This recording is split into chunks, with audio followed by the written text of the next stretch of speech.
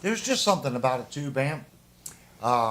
Even though there's nothing in the room.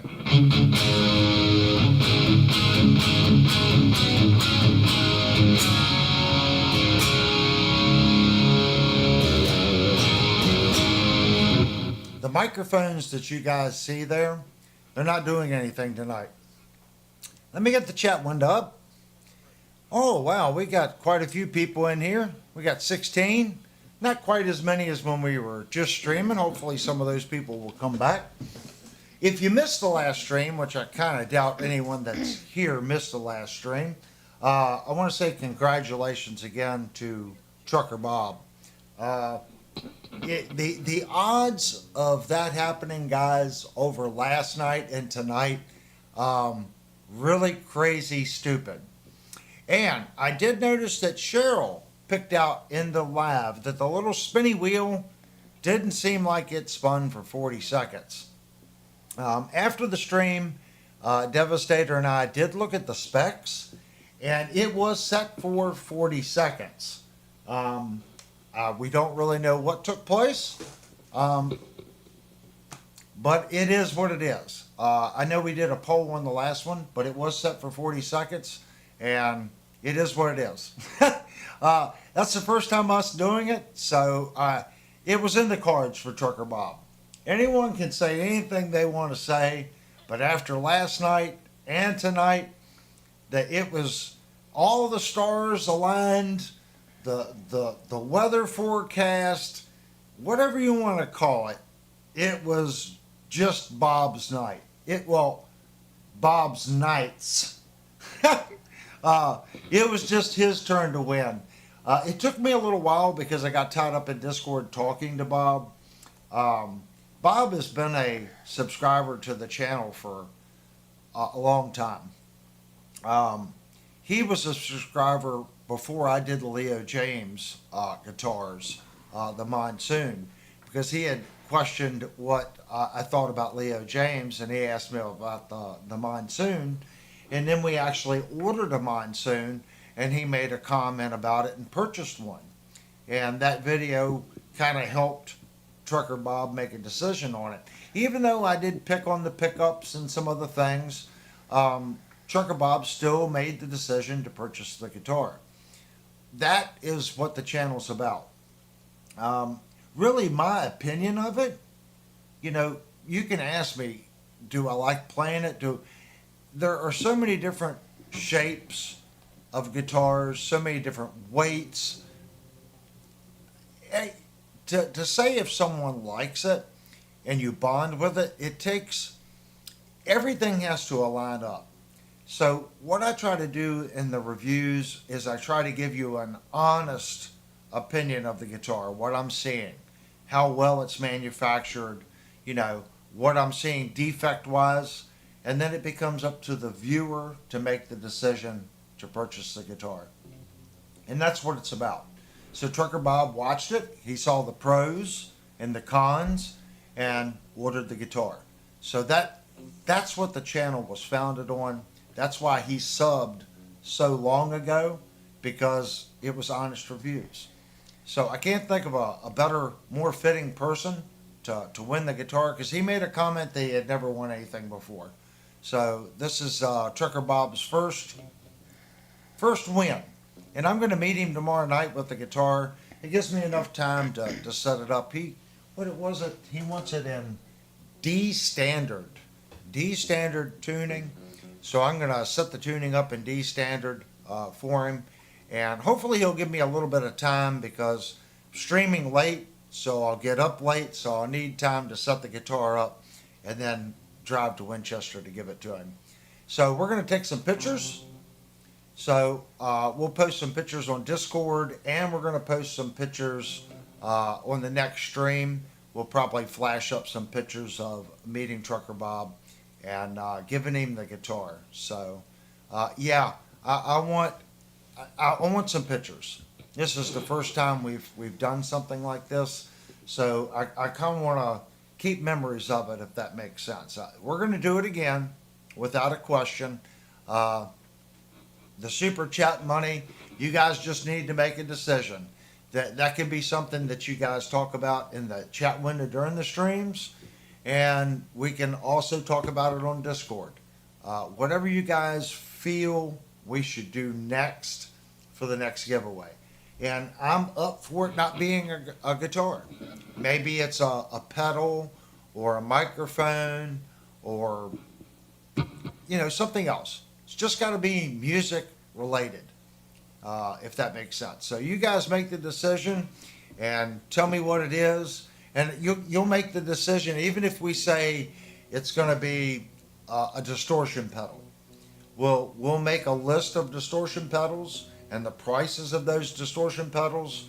When you guys come up with which one you want and it's voted on, that's the one we'll purchase, and we'll work towards that goal with the super chat money. Anyway, went back to Shandong Music today because I forgot to get a cable. And if you can't tell, Lynell was much more predominant tonight. She did pick out a microphone. Where's the little box? Where's the box? So this is the microphone Lynell picked out today. Let me turn the volume down. It's an AT2035. Now, everyone knows the microphones that I use are SE microphones, an X1A. That microphone is $99, and then I bought the shock mounts, which you can see right here. And the shock mount's like $35. So you got about 135 in it. This microphone was 160, okay, and they gave me 10% off. So it's going to be like $15 off, something like that. So basically the exact same price point. Now, I haven't used it out here, so I don't know too much about it. I know that it makes my funny honey's little voice sound really good. If you want to say something, hun? Do I need to eat the microphone tonight? Yeah. She's there. Hopefully, it sounds very crisp. That is a very crisp night. Now, my mics are away from me. Hers is about 12 to 16 inches from her. She has a very soft voice, so when she steps back like this, I really have to gain up the microphone. So I can't really see her in there, so I don't know how close she was right then. But it sounds very clear. It's a very clear microphone. Now, when I move up on mine, you can definitely hear there is a gain difference. I step back when I'm playing the guitar. So we picked up that microphone. It's an Audio Technica, if you couldn't see the box. AT2035. It sounds very clear. Now, I have these gained. So if I bring this mic over a little bit, you can hear that this mic also is really crisp. I get a lot of room ambience because I've pushed them back. I actually don't really care for the microphone. I always feel like there's something, it distracts me. So I kind of prefer just to gain the thing up. Now I'm talking a little softer, so it's not over gaining, but I actually prefer them to be just a little further back.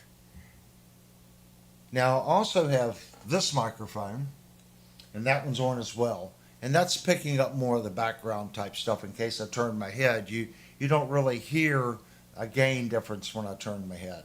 In Lynell's case, she doesn't need that. She's sitting in there reading the chat. So I picked up a 15-foot tip ring sleeve cable. And if you see on the front of my amplifier here, I'm coming out of the headphone jack.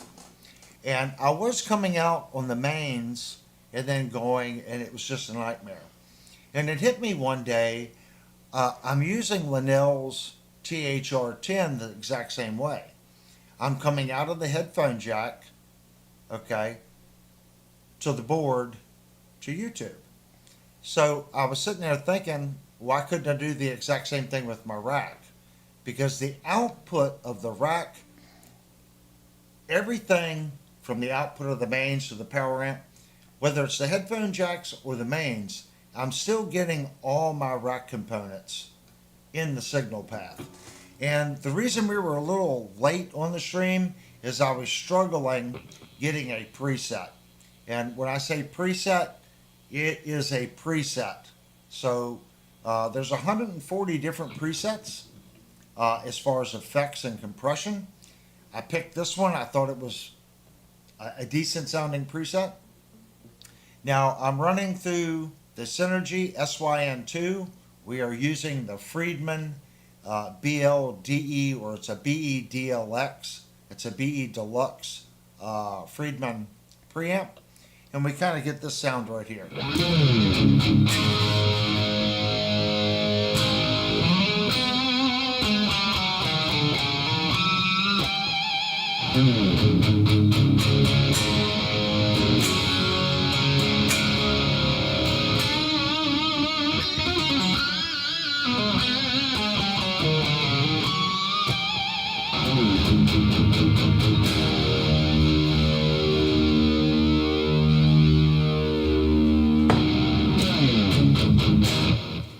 You can hear, guys, it sounds a little distant, and the reason for that is I'm not at unity, and I just ran out of time.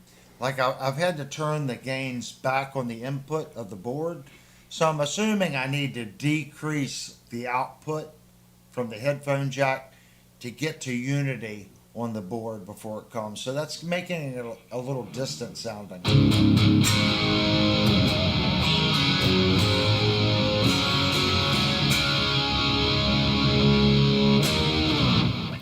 We can try that real quick. Let me make a quick adjustment, and I'll see if it actually makes a difference.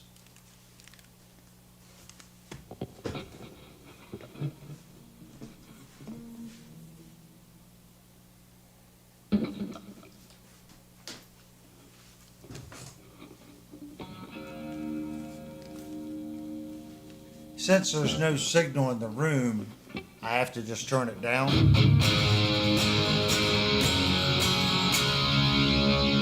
So that did make a difference. Let me turn up the board now.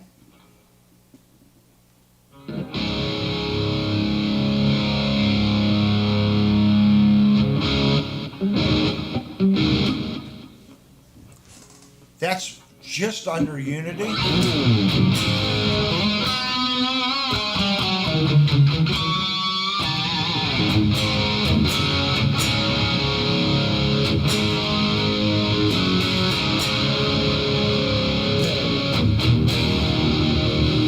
The big thing I hear between, of course, there's a big price difference too, but the guitar has more bottom end.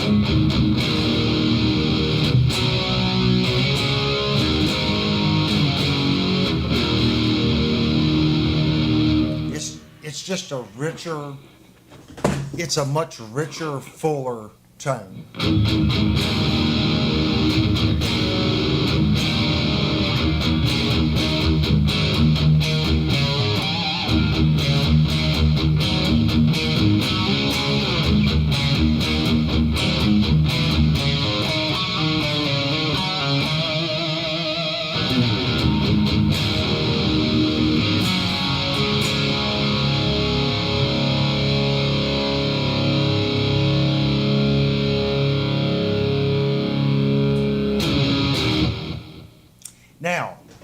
A lot of people are into all the new stuff. What you're hearing, the only thing new that you guys are hearing is an NUX. It's an NUX pulse.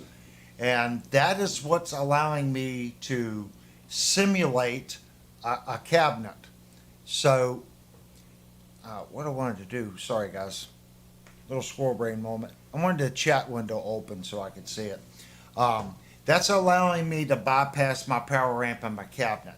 So I'm coming out of the headphone jack right into the pulse, into the board. So what you're hearing is a Synergy SYM2 with the Friedman module. That is loop amped, okay, into the ART SGX 2000 Express. The other effects loop is going into the PV AMR tube sweetener and the BBE 362 sonic maximizer. And that gives me the sound.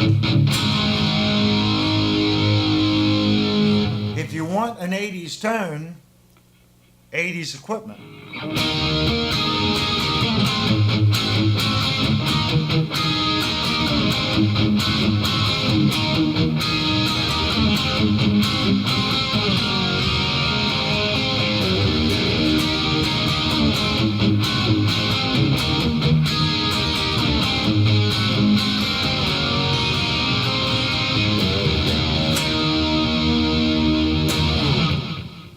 Of course, what I hear here is before technically it gets compressed, it goes to YouTube and you guys hear it, but it sounds so good.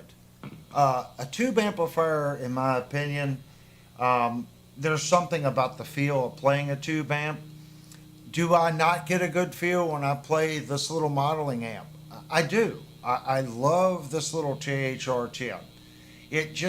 It lacks a little body. Now, before you say anything, you're listening to a compressed signal. So how much of that is actually getting to you? And is it worth the dollar amount? This little THR that we usually use is a 300, well, it's went up. Lynell paid $329 for the amp. Now I think it's like $360. This is the one without the battery. Well, just my Friedman module was $399. So when you compare apples to apples and what you're buying, I wish someone made an amp like this little THR10 when I was learning and wanting to play, because it does such a great job at doing what it does. And I've been using it because it was more stream friendly. But now that I don't have a cabinet in the room, I can talk to you as I play. I couldn't do that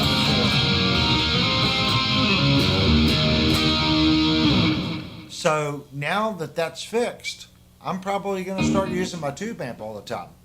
I bought this little pulse pedal used at Shenandoah Music. How much did we pay for the pulse pedal, hon? Oh my gosh, I don't remember. It was cheap. Someone probably bought it, just didn't like it, or, whatever it is. They traded it in to get something else. I come along, I'm like, I just need something to simulate a cabinet. And he's like, well, I got this little pedal, and I'm looking at it going, what in the world? And then you can change the settings. You can make it either go mono on the input or stereo input and output. So it's set up for stereo in, stereo out. And it has, I don't know if I can get it over there where you can see it or not. This is the little pedal. So let me turn the amp down. This feed is the TRS, tip ring sleeve, coming from the headphone jack of the rack amp. This is a tip ring sleeve to dual quarter because I need to go to the board. So I have a left channel and a right channel going to the interface board. And then here's our selection on our cabs. I'm going to be honest with you, the factory loaded cabs, well, I tell you what, let's go through them. And I'm not a fan of most of these factory hours. And you're going to hear Maybe they did it because they wanted to show how much difference your IR makes. But right now we are on uh, TR, it's a TR 212 cab. So this is the TR 212.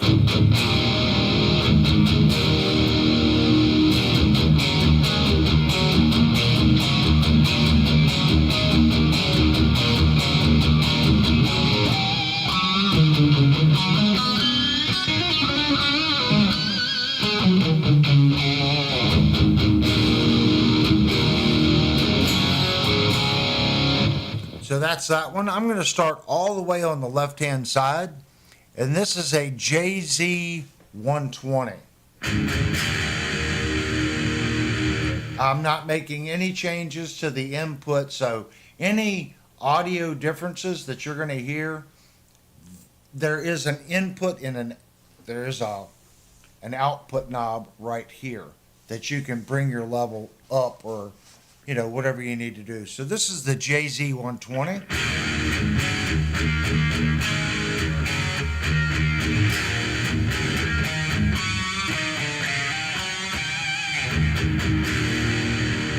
So let me bring the output up a little bit on the pedal. What exactly are IRs? I've never known. Basically, now this is coming from someone that is old school. When I did music and studio work, there was no such thing. All it technically can be is an EQ. You might call it something fancy. It may compress, and there may be other things, but it's EQing your signal. So they're going to analyze what a speaker does. Okay, how it reacts to the load. It may be emulating a load as far as what the amp sees on how much sag it gets, and it's an EQ. They're getting better and better. So it's just emulating what the speaker does to the amplifier and then EQing it to where it's a fake speaker. Impulse response. Yeah, it's an impulse response. So I'm sure an engineer can explain it a lot better than that. I'm kind of viewing it as a fancy EQ that's going to load, do a fake load to where the amplifier thinks it's, I'm not even going to say that it's doing that. I think that it's just taking it and emulating what the power amp and the speaker does to the signal. So I don't really think there is a load. I'm 100% going to tell you that I am just like everyone else watching this channel. I'm here to learn. And this is my journey. Because when I played out, I always played a 412 cabinet with a 50 by 50 power amp. Nowadays, when you go play, they want a quiet stage. So I am learning just like you guys are learning. Okay, I first looked at getting like a power soak, something that I could put behind the amp to where when I crank it, it'll load up the power amp just like it's cranked in the preamp, but it's going to be real quiet in the room. And I'm like, okay, can I make that work? And I stopped and thought, I'm like, well, no, I still have a cabinet in the room, so I can't sit here and talk to you as I play.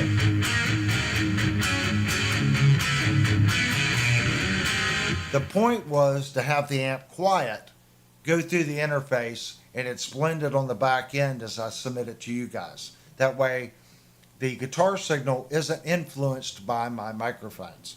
So I'm like, well, that's not going to work for what I'm using it for. Okay, did I ever have a problem with it before? Absolutely not. But streaming, I had a problem. Because the amp, it's a tube amp. It sounds good. There's a reason why people used to say, wow, it makes your ears bleed. A Marshall doesn't sound awesome until you crank the piss out of it.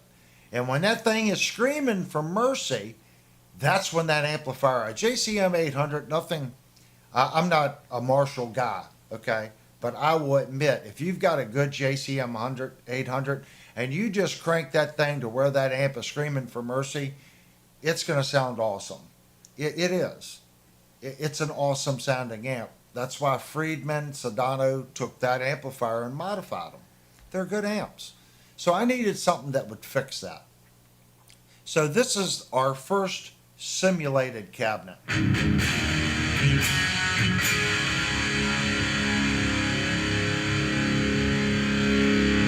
There it goes. There's the output.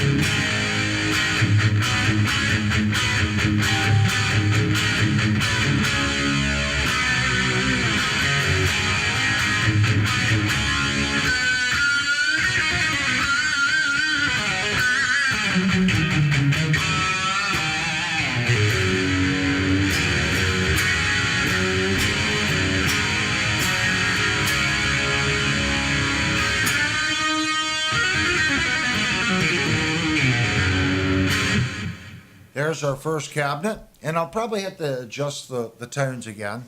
So our next one is a DR112. So here's the DR112 cabinet.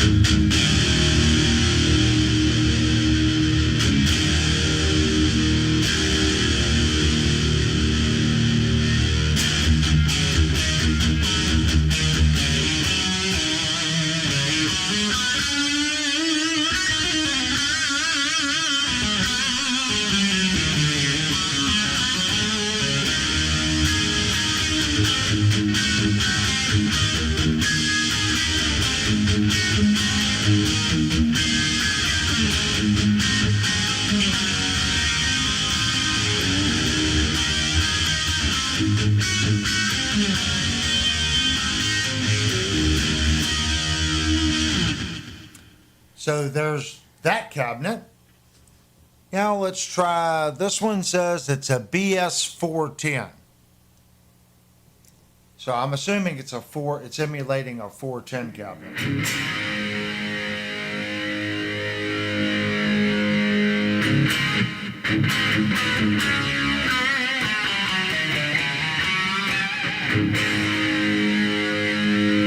Now on that one, I've got the output almost maxed out to get it to come up to volume.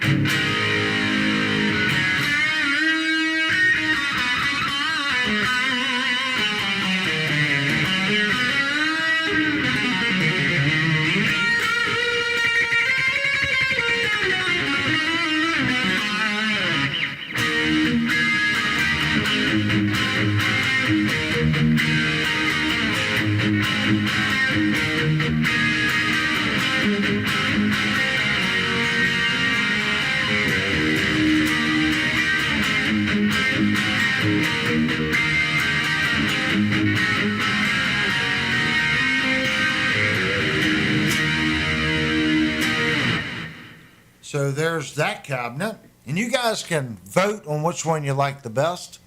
Here's an A212 cabinet, and these all come from the factory label.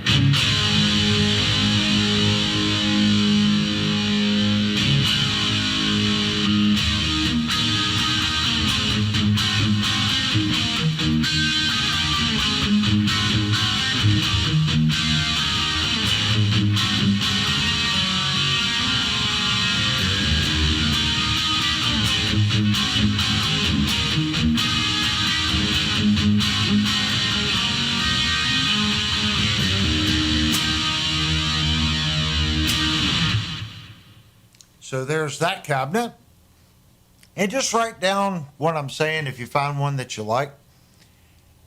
Going to our next cabinet, this is a TR212 cabinet.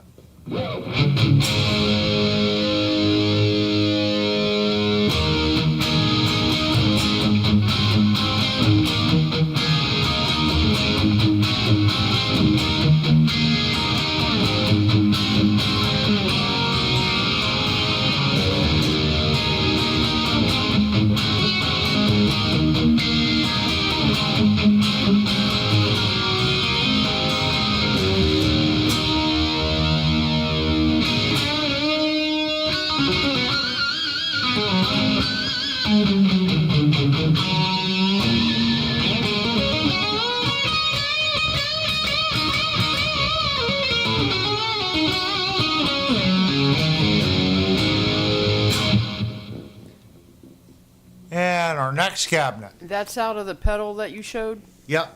All I'm doing, guys, is if you look right here, this bottom knob, I'm going to try to get it in. Those are the cabinet selections. So we started over here on this side.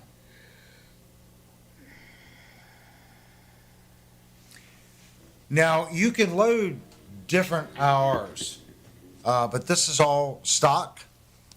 So this one right here is a GB412.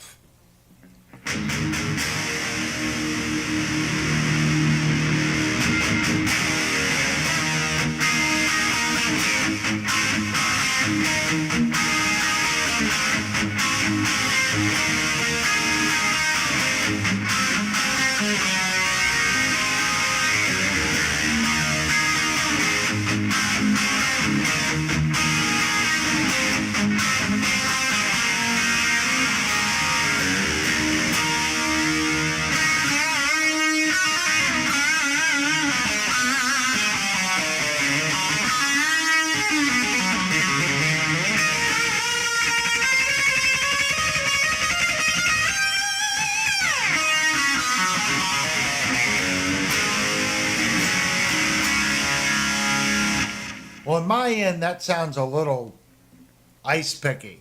It may sound, it's all about emulation and how it sounds on the recorded end. Sometimes headphones and what you hear will fool you. Record it. Go back and listen to it and make sure you don't like it. Because your ears can play tricks on you. Remember, it has to be recorded, then you play it back. All these things alter the signal. So sometimes you record something that's but by the time you get to the play out stage, when it's playing out, going out to the monitors, it's the tone you want. So keep that in mind. But from what I'm hearing, that sounds a little ice picky. Our next setting, this says this is a V412. So probably a V30 cabinet. It just says V412.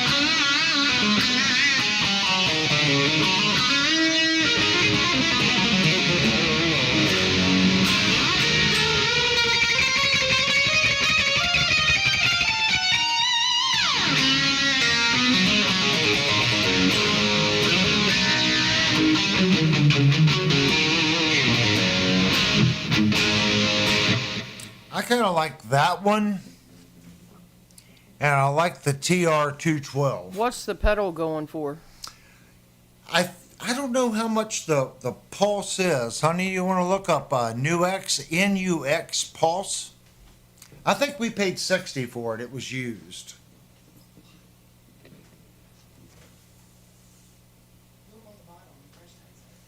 Yeah, but we bought it used. We paid $60. We paid $60 for it. But we bought it used. How many cabs are on it? How many what? Cabs. Let me set this down. So the factory cabs that are on the pedal, it has 1, 2, 3, 4, 5, 6, 7. There are 8 preset loaded cabinets right on this knob. So you can load up to 8 cabinets and have it, and you can just switch it along. Now, if you look right here, it has a USB. So you can load different cab sims in it, different IRs. It's 109 on Sweetwater. Yep, 109 on Sweetwater. Yep. Now it has two different settings. It looks like from the factory it actually has 16. If I'm reading this right. It's a BS cab and AGIR. So it evidently, see, I'm a complete newbie. If someone does, it says BS cab and gives a list, and then you AGIR, and there's a list. So I do know you can go from mono to stereo by plugging this in and holding the button. So it may have something to do if I push the button down, you get a different list. I am learning as I go. I just needed something to simulate my cabinet. And it seems like I kind of like that one. I like that setting and this TR12. Let's go back to the TR12 cabinet. So this is the TR12.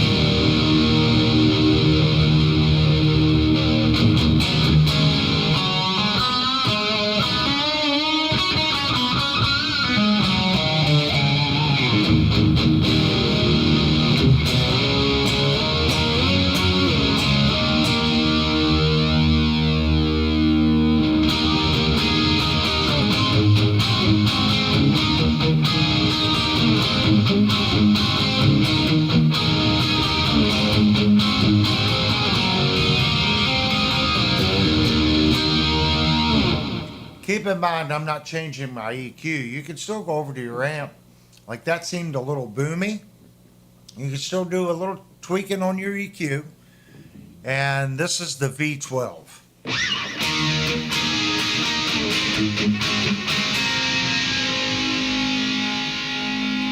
bring the volume up on it.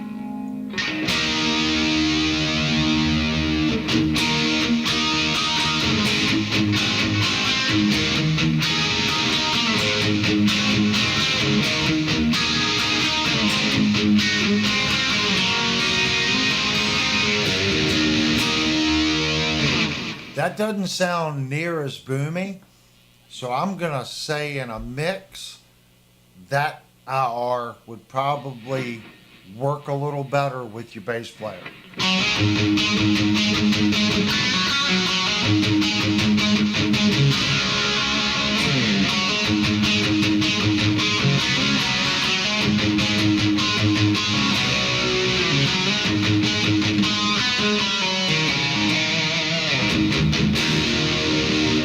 And there is a, so on red, okay, let me see. On red, you're getting the BS cabs. So, yep, I told you right. So on blue, you get the AGIRs.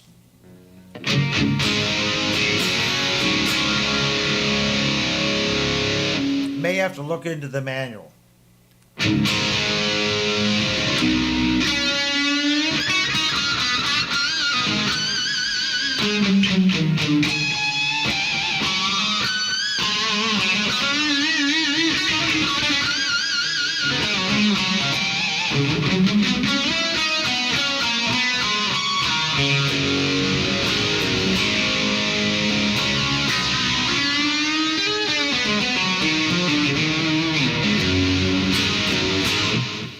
I don't think that sounds horrible.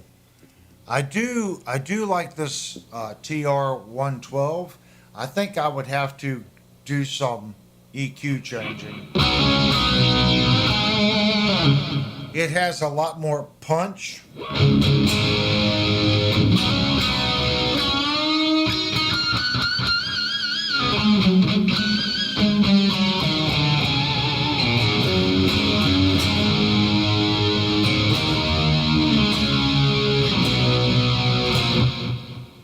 To me, that sounds just a little better. Let's turn the space down on it. That's the distance that the microphone is away from the cabinet.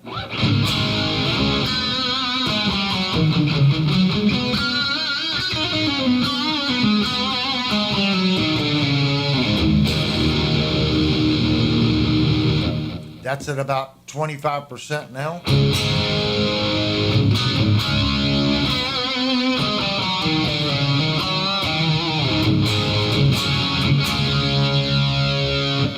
Now, if we turn that up, I'm assuming it gets closer to the cab, or I don't know which way it does.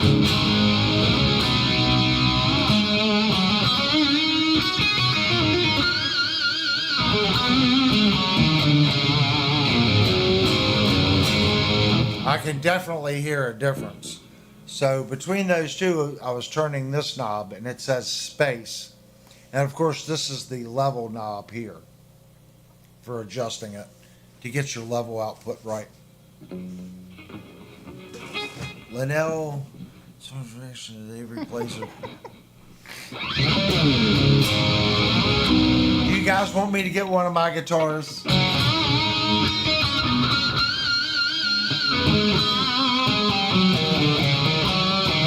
I can really upset Lynell right now. I play her guitars, that way I wear out her frets. That's okay. You'll be the one working on them. She's got me there, doesn't she?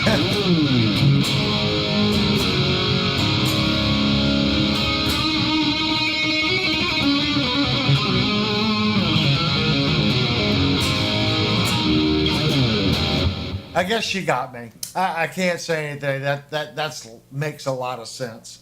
I'll be the one refretting the guitar or repolishing the frets later. So that's the changes that we made, guys. Hopefully, baby steps. Each little week, I try to make a little change.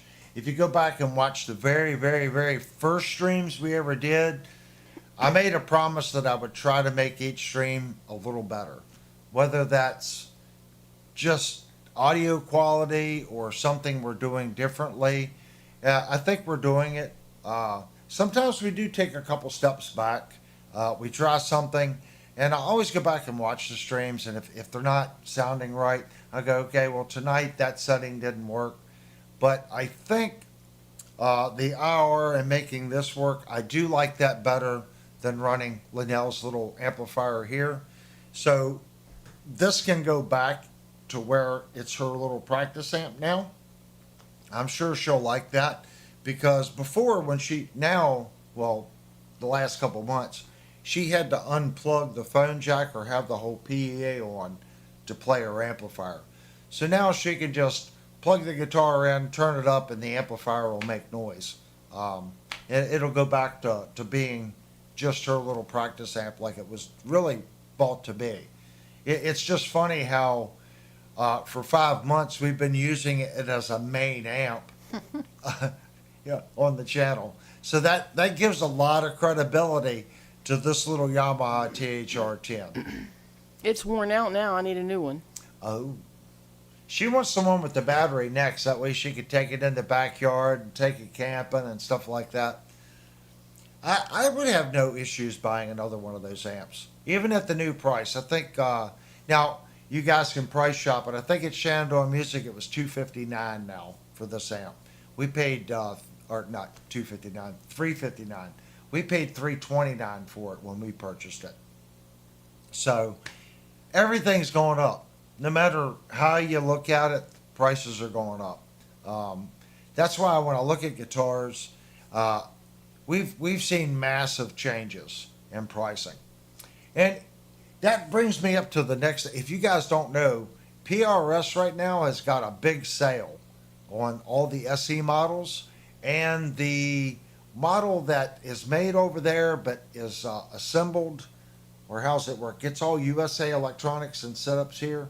They've got two lines. They've got their core, then the medium line, and then the SE line.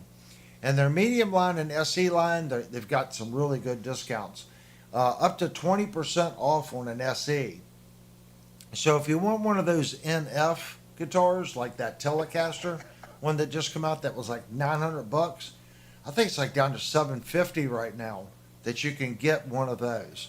So if you were in the market for one of those guitars, it's probably now.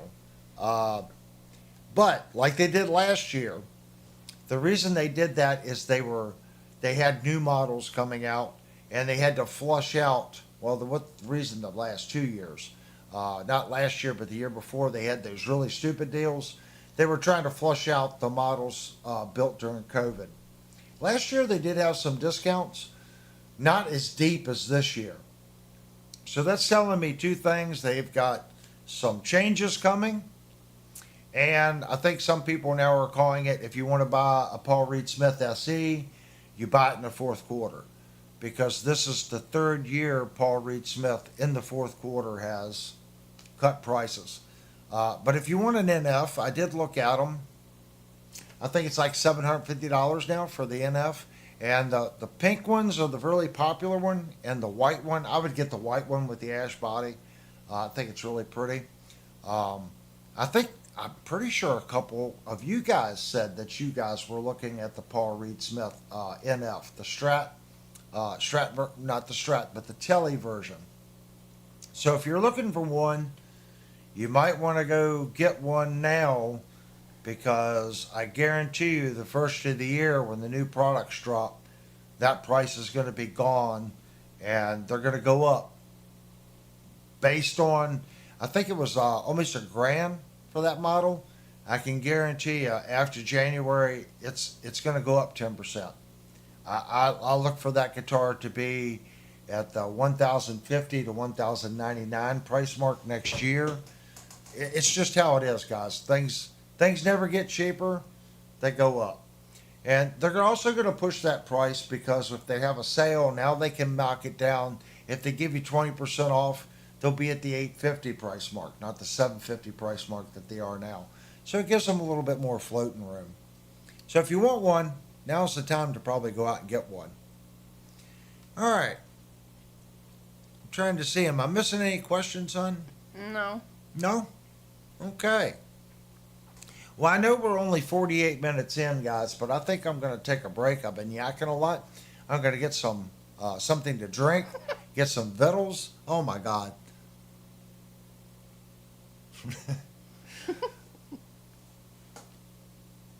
I don't even know how to comment on that.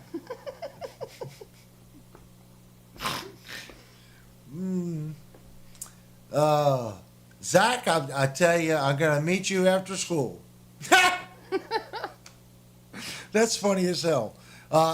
Zach does some of the best artwork. If you guys haven't been on Discord, and what's funny is he did this thing based on what we did last night with the wheel always hitting Bob. So he made this little pic avatar thing of Bob driving his truck with Acme.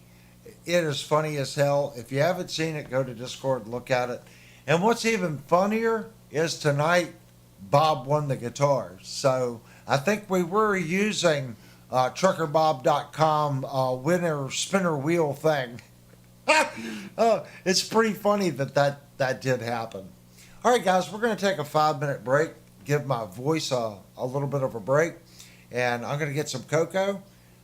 So we are going to come back. I'm going to look at the Discord, see if there's any questions. This is our second stream of the night. Please don't forget to hit the like button. And when the stream's over, please come back and log back into the stream if you can to do a comment, because I know sometimes it doesn't allow you to do a comment. So just come back, put a comment, hit the like button. It really does help YouTube push the video out. And if you haven't already, go back to the other video we did tonight and congratulate Bob, on that, so other people watching the channel can see the interaction on the backside. All right, guys, we're going to take our 5-minute break, and we'll be right back.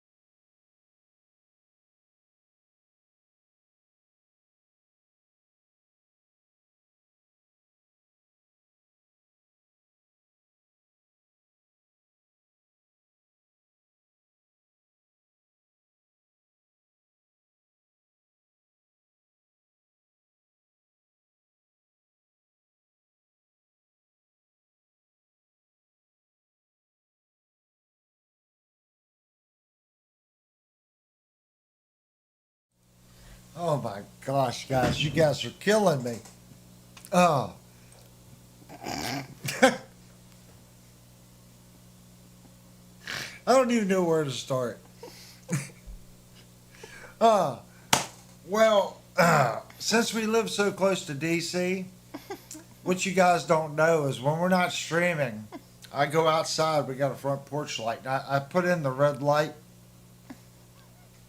and it's not her doing it. It's all me.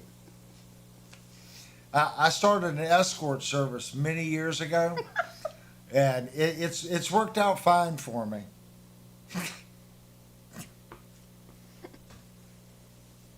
Oh, oh my gosh. Oh, I find that amusing. You guys might not find it amusing, but I find it amusing. Um, Guys, the channel, we do, we do have a lot of stuff that comes through here. To keep things rolling, yeah, there's a lot of product that comes through. Um, and that's for everyone's benefit. As the channel grows, I'm sure that things will change a little bit if that makes sense. But if I only have one guitar that comes through every 6 months, it kind of makes it hard to do reviews. And that's why when we do get the guitars, I always try to fix them and then sell them to you guys. Oh my gosh, Trucker Bob, thank you so much. And not that I got to introduce Trucker Bob, but Trucker Bob is the big winner tonight, 100%. Um, he won the guitar. You know, I I'm not putting anything out against anyone that entered. Okay, you know, our concern, and even Searching for Tone, I love Searching for Tone's channel, made a comment. He actually did a video to it on it too. Is it worth even giving away a guitar? Because people enter, they win the guitar, and you never see them again. I can't think of a better person that entered the guitar as far as a subscriber than Trucker Bob. Trucker Bob has been a subscriber to this channel back 2 years ago. You know, before I ever reviewed the Leo James, because he had made a comment, have you thought about reviewing the new Monsoon? And I'm like, yeah, I've thought about it, because we had done a bunch of Leo James stuff. And enough people asked about the Monsoon, I ordered one. And at the time, budget guitars, I can get two of them for the price of some of the guitars we've been reviewing lately. So I ordered one, and then I also ordered another one right back to back because the first one was so and I wanted a good review. And what I said earlier about Trucker Bob made the decision, he went ahead and ordered one. So he watched the review and made a decision based on what we found. You know, we checked the pickups, the fit and finish, the frets, and he made a decision. Even though he's seeing these things, the guitar sounds good, he says it plays good, I'm ordering the guitar. So that's what it's about. That's how this channel started. But we have to move product. That's the thing. That's why when I fix things, it goes up for sale. Like right now, our Firefly FFDC with the Dylan Talks Tone pickups, if someone wants that guitar is far superior to any guitar you're going to get on Guitar Gardens, and I guarantee you it's far superior than any Epiphone that you're going to buy at $1,300. I did a great fret level. I redressed the ends on that guitar. It plays fantastic. The fit and finish on the guitar is good. It's got new Godot tuners on it, Dylan Talks Tone pickups, all CTS full-size pots, orange drop caps. It's set to go. Basically, what we always do is I look at what I bought the guitar for and the parts, and all my labor is 100% free. And you're like, well, you shouldn't do that. You're right, I shouldn't, but it creates content for the channel, and I'm trying to grow the channel. So there are 3 videos on that guitar doing the fret level and all that work. I've probably made 70, 80 bucks over the last couple months on those videos. Okay. Actually, that was probably over a year ago because that guitar sat for a long time because I had so much other stuff coming through the shop I couldn't get to it. So if I figure that in, my money's on the back end. How many views does those videos get now? Very, very few. And it's probably people that are just subbing that are coming in and saying, okay, let's go check out some more of his content. And that's great. I want you to go back and check out other content. So that's how it's supposed to work. We also have a Firefly, the George Lynch guitar that we're working on. When that guitar is done, it's going to be the guitar price and the parts, and it'll be sold. And that frees up money for the channel to buy more review guitars. And again, what Birdman just did, that really helps the channel. Birdman wanted to buy a guitar. What's Birdman do? He reaches out to me, hey, you want to review this? Great. You know, what did I do for Birdman? Since he sent me the guitar, I'm paying shipping to Birdman, okay? And I did a free setup for Birdman because I don't have to buy the guitar and resell it. He already wants the guitar. So he sent me the guitar. For him doing that, I'm doing a free setup on it. It creates content and it gives other people information about that particular product. So when you guys buy something on Amazon or something like that and you can ship it to me, I am 100% up on reviewing the instrument or whatever it is, and then I'll pay for the shipping back to you and I'll do a setup on it for you.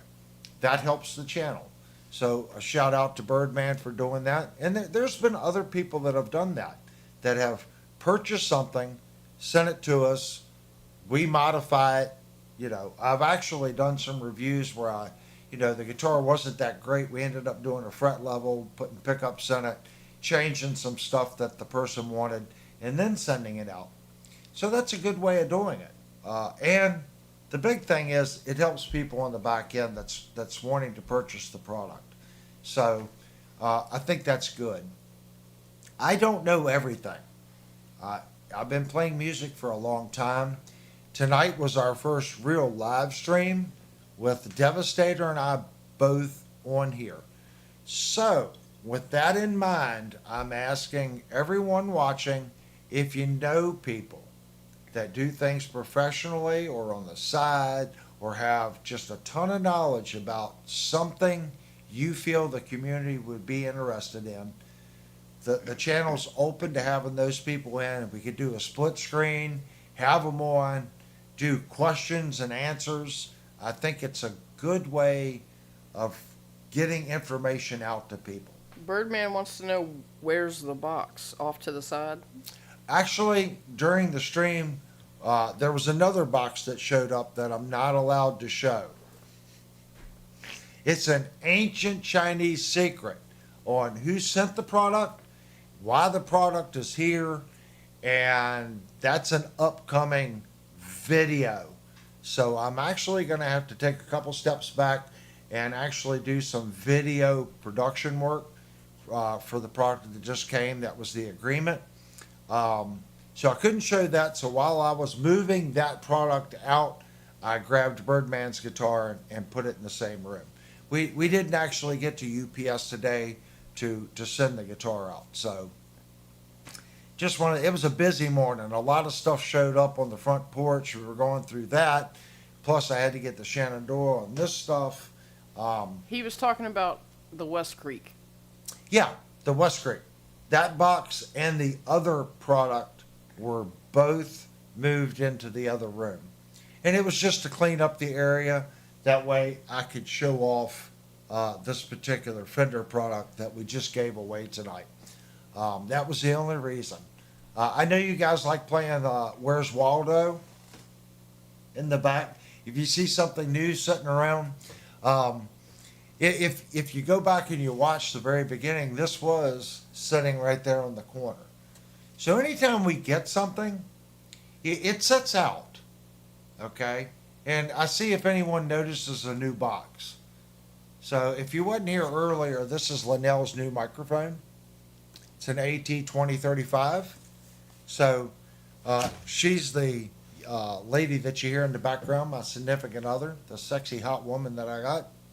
So I think she sounds much clearer than what she's been sounding, and the difference is just a decent microphone makes all the difference in the world.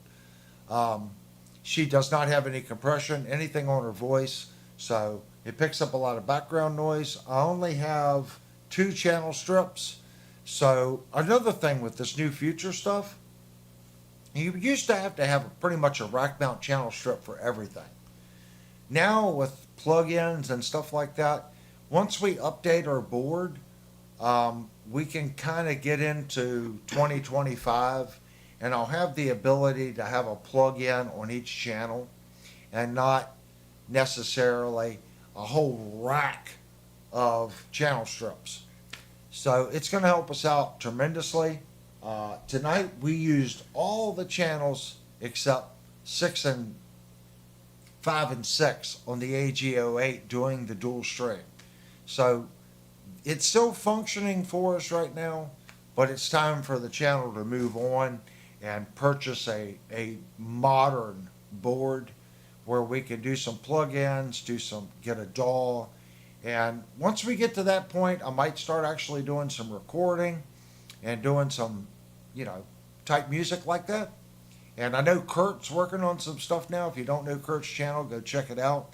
He's releasing a lot of new songs, cool stuff. He does a lot of that kind of stuff. So we might talk to Kirk, see if Kirk wants to come on and talk digital recording. Back when I recorded, I had a TSR8 and 2 Blackface ADATs. So that tells you how long ago it was when I recorded music. I never went to hard disk recording.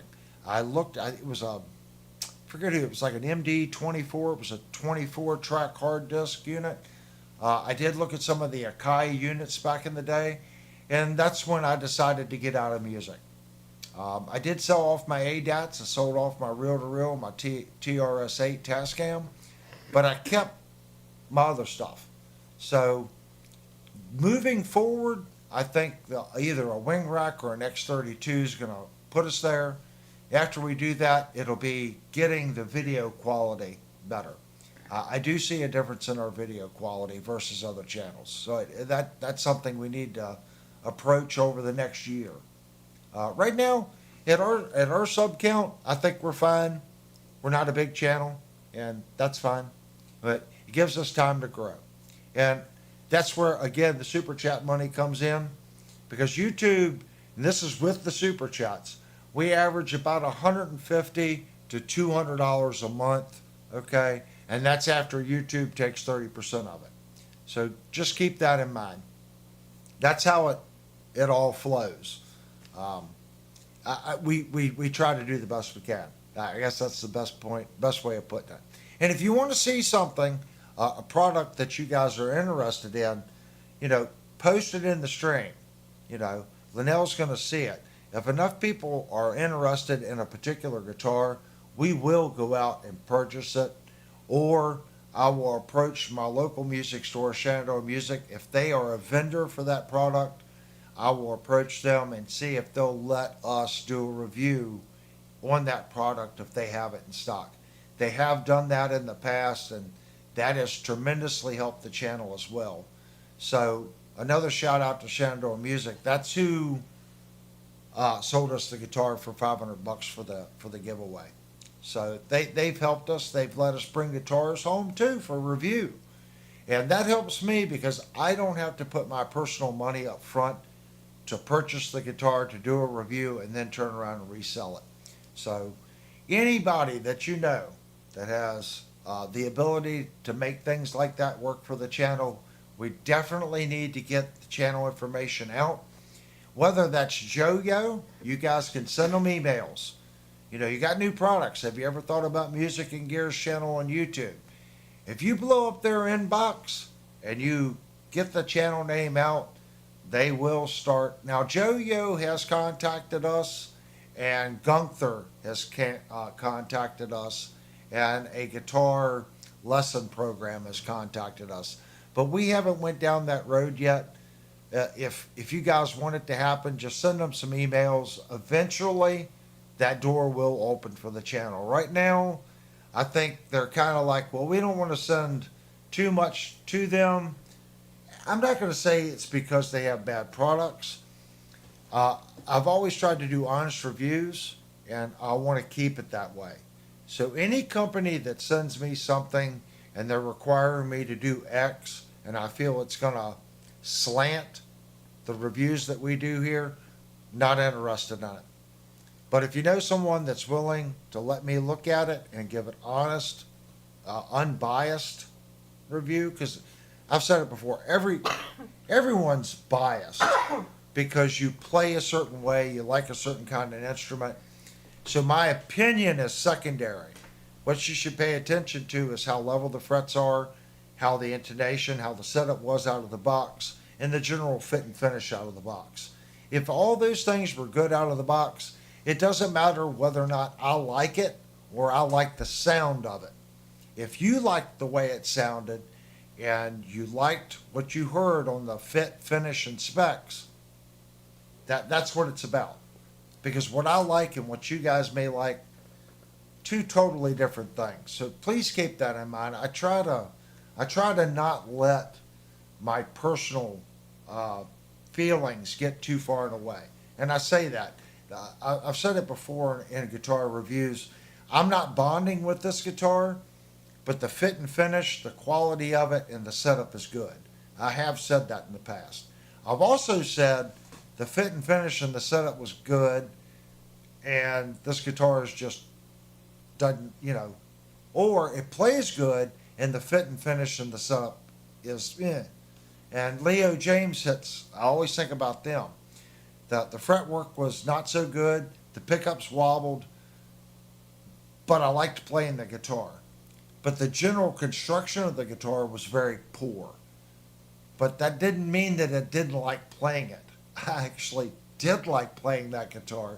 And I look at it, the guitar that I like now is only $178, $179 for the Purple Monsoon on Amazon. I could buy that guitar, put better tuners in it, upgrade the jack, and fix the frets, and I would have under $300 in that guitar in my labor. And I think it would be a great guitar. As long as it's as good as the two that I previously ordered. I don't think you got to change the pickup in it. I remember the pickup being good, but I like pure tone jacks, and I would have to change the tuners on it. Do those couple things, and I think it would be a great guitar. Also think that it needs a little negative pitch angle, and again, that's more setup. Pull the neck off of it, put a shim on it, raise the saddles. That'll get rid of the screw problem with the screw sticking out of the saddle. We may end up getting one of those guitars in. It's been over a year. I think we reviewed the third generation. I think they're on the sixth generation now. So it might be one of those guitars that we bring in just to check status on, see how well they're doing. And the other guitar, which we've already kind of looked at. Birdman said he started to get that Leo James SG to send for review, but he got scared and got the West Creek instead. Birdman, trust me.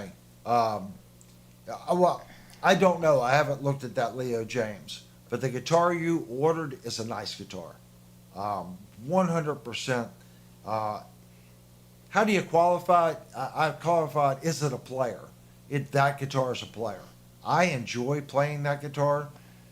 Again, that's my personal feeling on it. When you get it, Birdman, you might not bond with it. But personally, it plays nice, especially now that I raised the action a little bit on it. I like the guitar. I would have no problem taking that guitar out and playing it live. It's got a good feel. It's got a good sound. It holds tune. That's what it needs to do. It does. I guess that's the best way of putting it. That guitar does what it needs to do. It holds tune.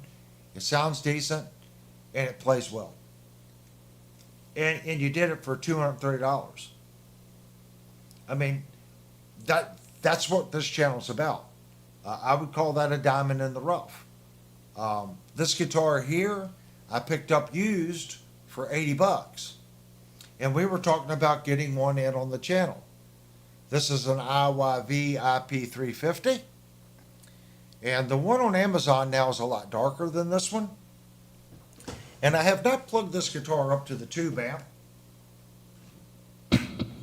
So let's actually plug it into the tube amp and see what this thing sounds like through a real amplifier.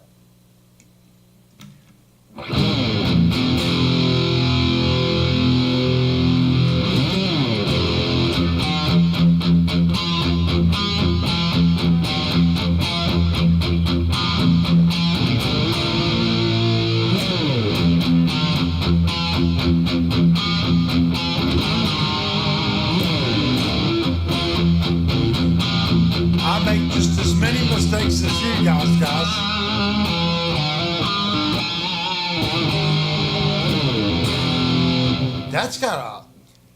That's got a good sound.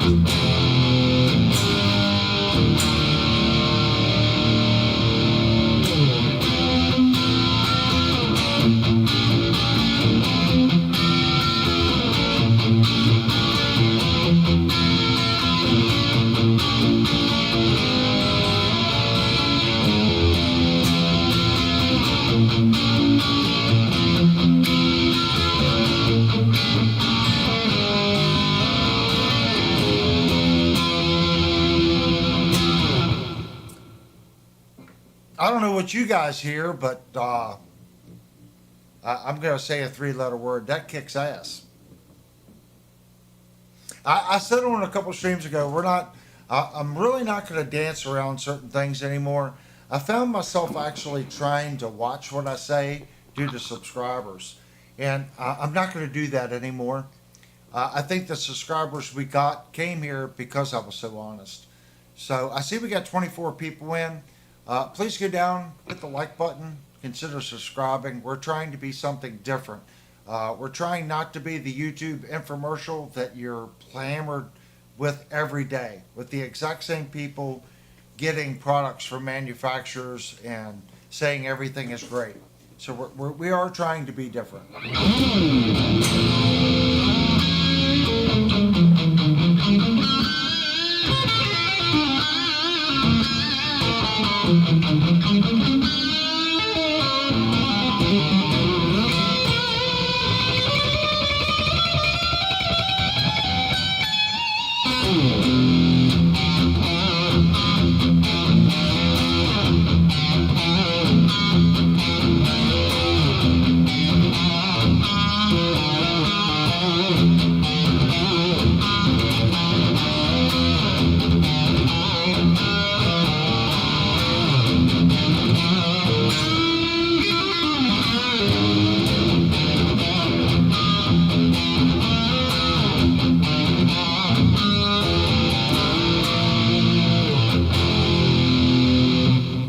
I paid $80 for it. This is a nice guitar.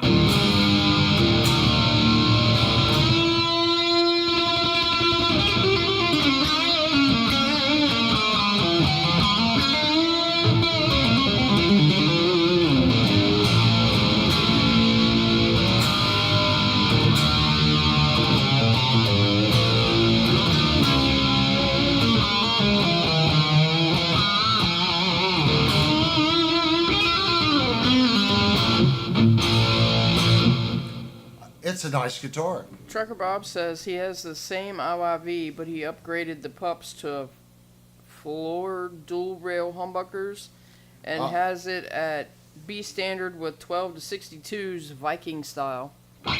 Was now since Trucker Bob's in the stream, these say Destiny CNC wound. Is that what pickups yours came with? Because we didn't purchase this one new. This one was purchased used.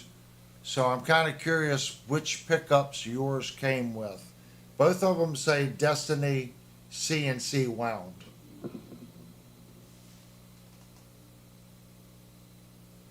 factory pickups.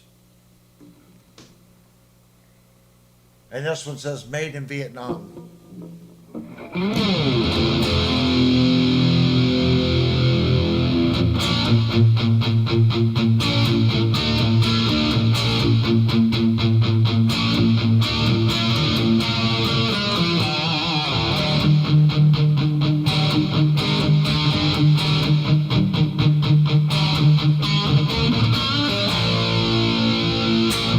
He says yes, he has them. He wants to know if you want them. He doesn't need them. They're Destiny's too. If anyone in the chat wants them, I'm more than welcome to pass them on to someone that needs a set of. These pickups sound fine. If you got something like that, Bob, and you're not using them, there's always someone in need, if that makes sense. So if someone wants them and Trucker Bob's willing to help out people that's in the channel, if you've got maybe a guitar that's got some pickups that no longer function right, be more than willing to work on someone's guitar. If Bob wants to send me the pickups, Birdman said I'll take them. Birdman's on it.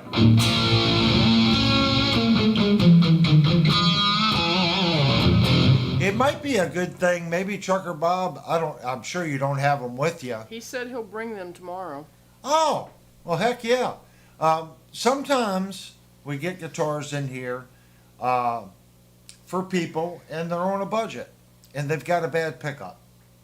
So what I can do, if it's okay with you, if I run across one of those customers that brings in a guitar, I could say, look, I've gotten these pickups for donated, and I can just put them in someone's guitar for free, that can't necessarily afford to fix what they have, or maybe it's a student's guitar or something like that. It has happened in the past. I can definitely find a home for them to go in a guitar that needs to be repaired for someone either learning, okay, or necessarily can't afford to fix their favorite guitar. Life sometimes can throw us curveballs to where we can't necessarily fix things because we're trying to pay rent, car payment, just life. So there's no sense that if you're working hard like that and you've got a guitar at home and you like playing and it's broke, someone like that could really use those pickups. So that would be great, Trucker Bob.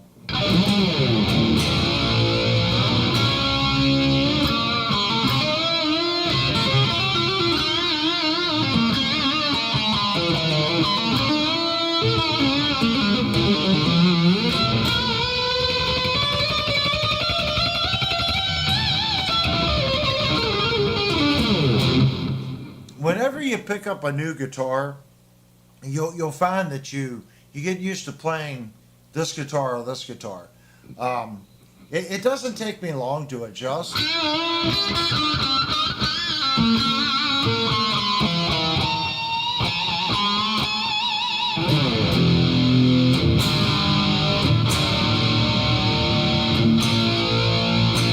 What blows my mind is this is a $167 guitar. It has no business sounding and playing as good as this thing plays.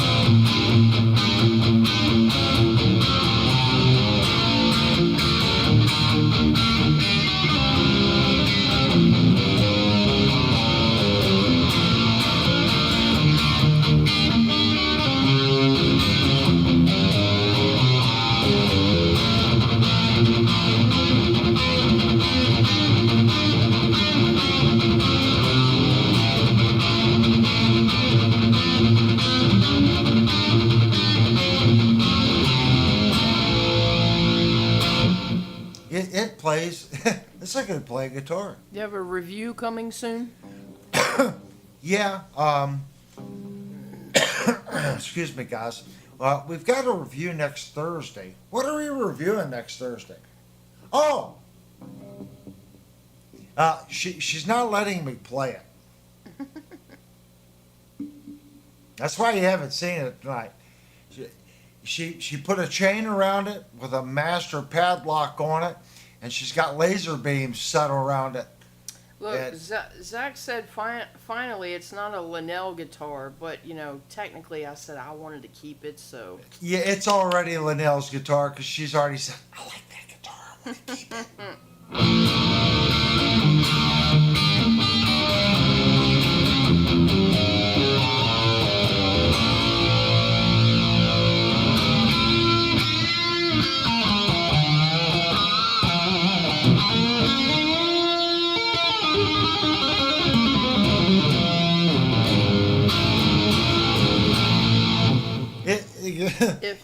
It really has no business playing this well. If direct mounting pups to the body, will it be better to shim it for height with foam or wood?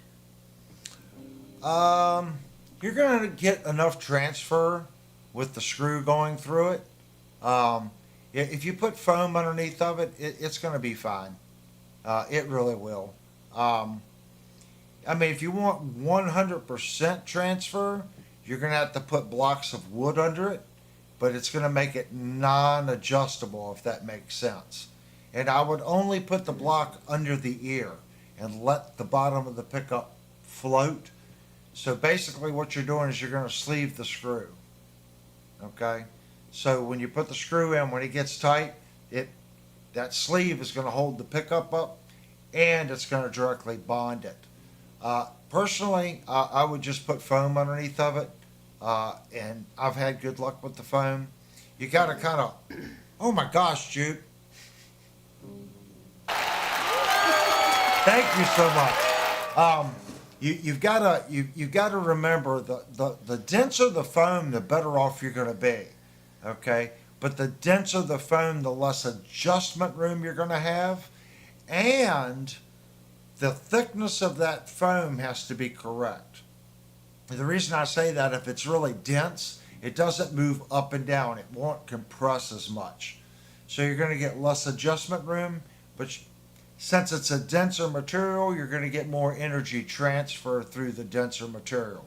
Am I being super picky? Some people are going to say it doesn't make a difference, but those that believe density makes a difference, keep that in mind.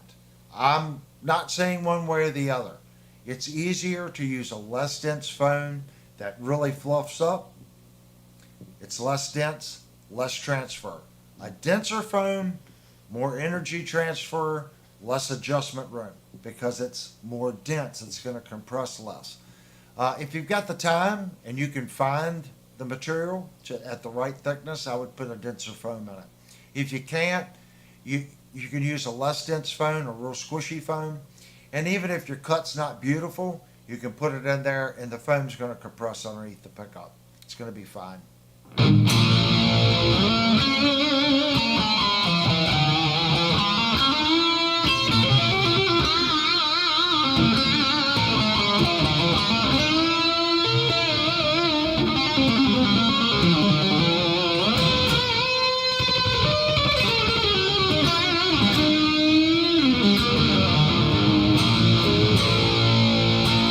The only time I get to practice is in front of you guys, so you guys get to see my practicing and all my mistakes. Birdman said don't forget to keep the show family friendly. You never know who's watching or might rewatch down the road. Just saying. Did I say too many bad words, hon? I don't think you were too bad. I'm sorry, guys. I do want to be open. I think I did use the A55 word once. But I want to be myself, if that makes sense. Sometimes I get hyperactive, and sometimes using a colorful metaphor gives it just enough flavor to where you can understand how I feel about something.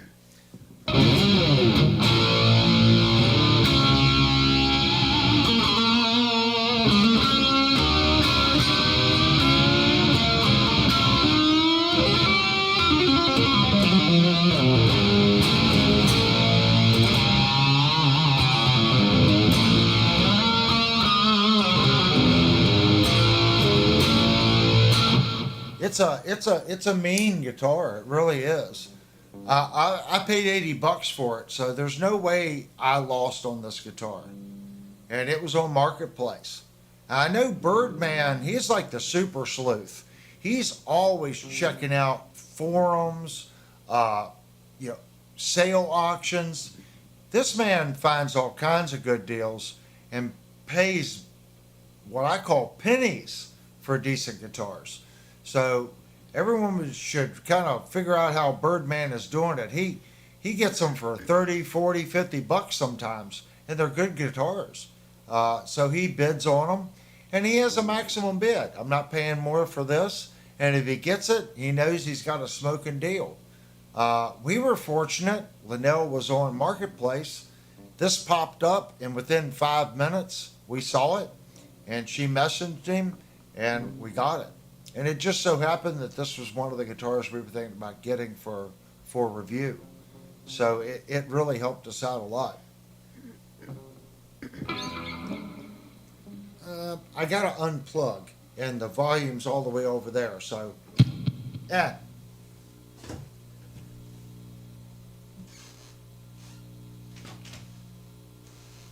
I'm gonna plug it back into Lynell's S model. Now I've been playing Lynell's S model now for a couple weeks, so we may end up going back to the RGA. And you can instantly hear this guitar is a little brighter versus the IYV.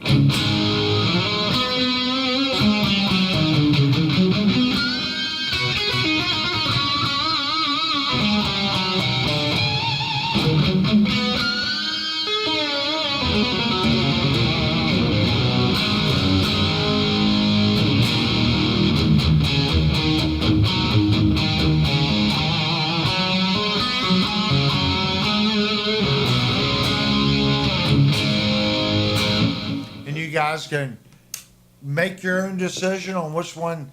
That's not changing your EQ setting either. So keep in mind, we're plugging from guitar to guitar. We're not changing anything. You're hearing the difference between the voicing of the pickups. So if it's a little bright, if you thought that was a little bright, you could still go up to the amplifier, cut your presence back, maybe sweep down your mids or boost your low or your low mids. There's so many things that you can do to kind of tweak your sound.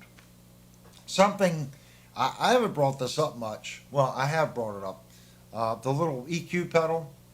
I'm not much on pedals, so I am on the hunt for a rack mount EQ. And I want to run my guitar into the rack mount EQ and then into my Friedman. The reason I want to do that is I really want to be able to sculpt my signal before it goes into the preamp. Could I get away with just like a little, I think it's a GE7 Bosch EQ pedal? I could, but I like everything being in a rack. The only EQ pedal that I can think, or rack mount EQ unit that is MIDI controllable, to my knowledge, that I could get cheap is probably an EQ 230 by Alesis. I'm sure I could find one of those. I think some of those models were MIDI controllable, because if I use Max 15, it would be nice if the EQ could change my input based on whatever I plug into it. If not, just a rack mount EQ. So I am looking for one of those. So if someone runs across one on Reverb or Marketplace or something like that, a nice 31 band rack mount EQ. I'm not buying something that's beat up. It has to be in mint condition. I think that would be cool. Jerry, I don't really want to, if it's a rack mount unit, I don't want to spend over $200, because I'd be buying something that's got a little age on it, and that might be asking for a lot, but I feel that I could spend $200 and get a nice stomp pedal. So if I'm buying something used in rack mount form, if I could be in the same price point, I think that would be great. I don't know. Let me try to change my camera. Oh, it's not showing it. I'm going to move my camera. I'm going to take these off, and I'll show you the EQ that I have right now.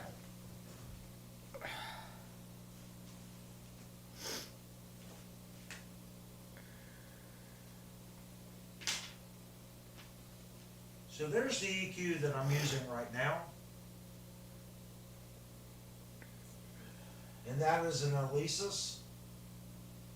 It's a great EQ.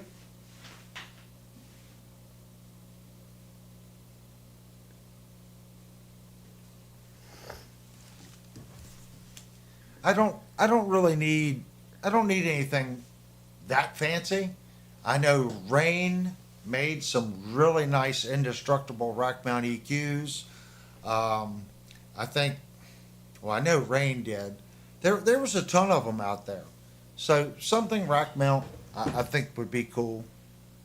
I'm sure if I wait long enough, I could probably find a mint one for between $50 and $100, because remember, a lot of people think this old rack stuff is no good.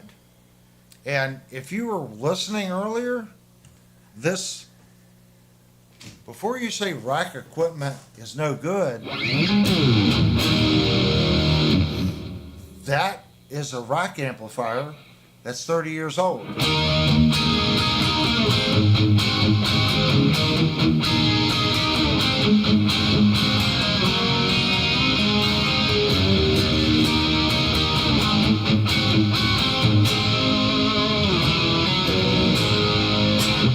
So don't let people tell you that stuff is outdated, it's not worth anything anymore.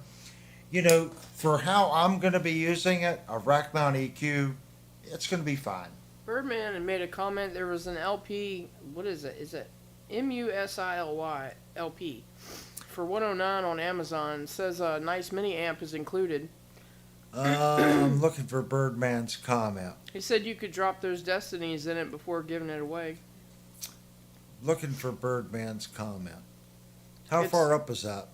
1, 2, 3. 3 above Jerry's asking you how much you want to spend. Oh, I see it. Musley. Yeah, I've seen their stuff. 109 on Amazon. Nice mini amp is included. When I order stuff like that, it has to be something that I've seen people ask about. And people have been asking about the IYV. So that was a product that I knew people would be interested in. For whatever reason, a lot of people talk about Leo James. So that's a product that I know I can get in, do a video on, and resell. We got to be careful, because we definitely have to move the product on. If you guys want something like that, and it's a iffy subject, we would have to talk about it before we diverted, especially super chat funds, to purchase something like that. He said he can vouch for the mini amp. It's awesome. Oh, okay. Yeah, I wanted to do a review on one of the little Joyo amps, the little heads. And then when I reached out to Joyo, they told me it wasn't on promotion, and they offered to send me a wireless unit. And I turned it down. I said, well, I don't know how interested my audience is going to be on a $40 wireless. So I probably shouldn't have turned it down, but they offered to send it, no strings attached. They were going to send it to me. At the time, I only wanted to do a pedal or one of the Joyo little mini amps. I look back on it, I probably should have went ahead and just said yes, but I didn't. So Joyo, if you're listening, you could send me one. I'll review your wireless.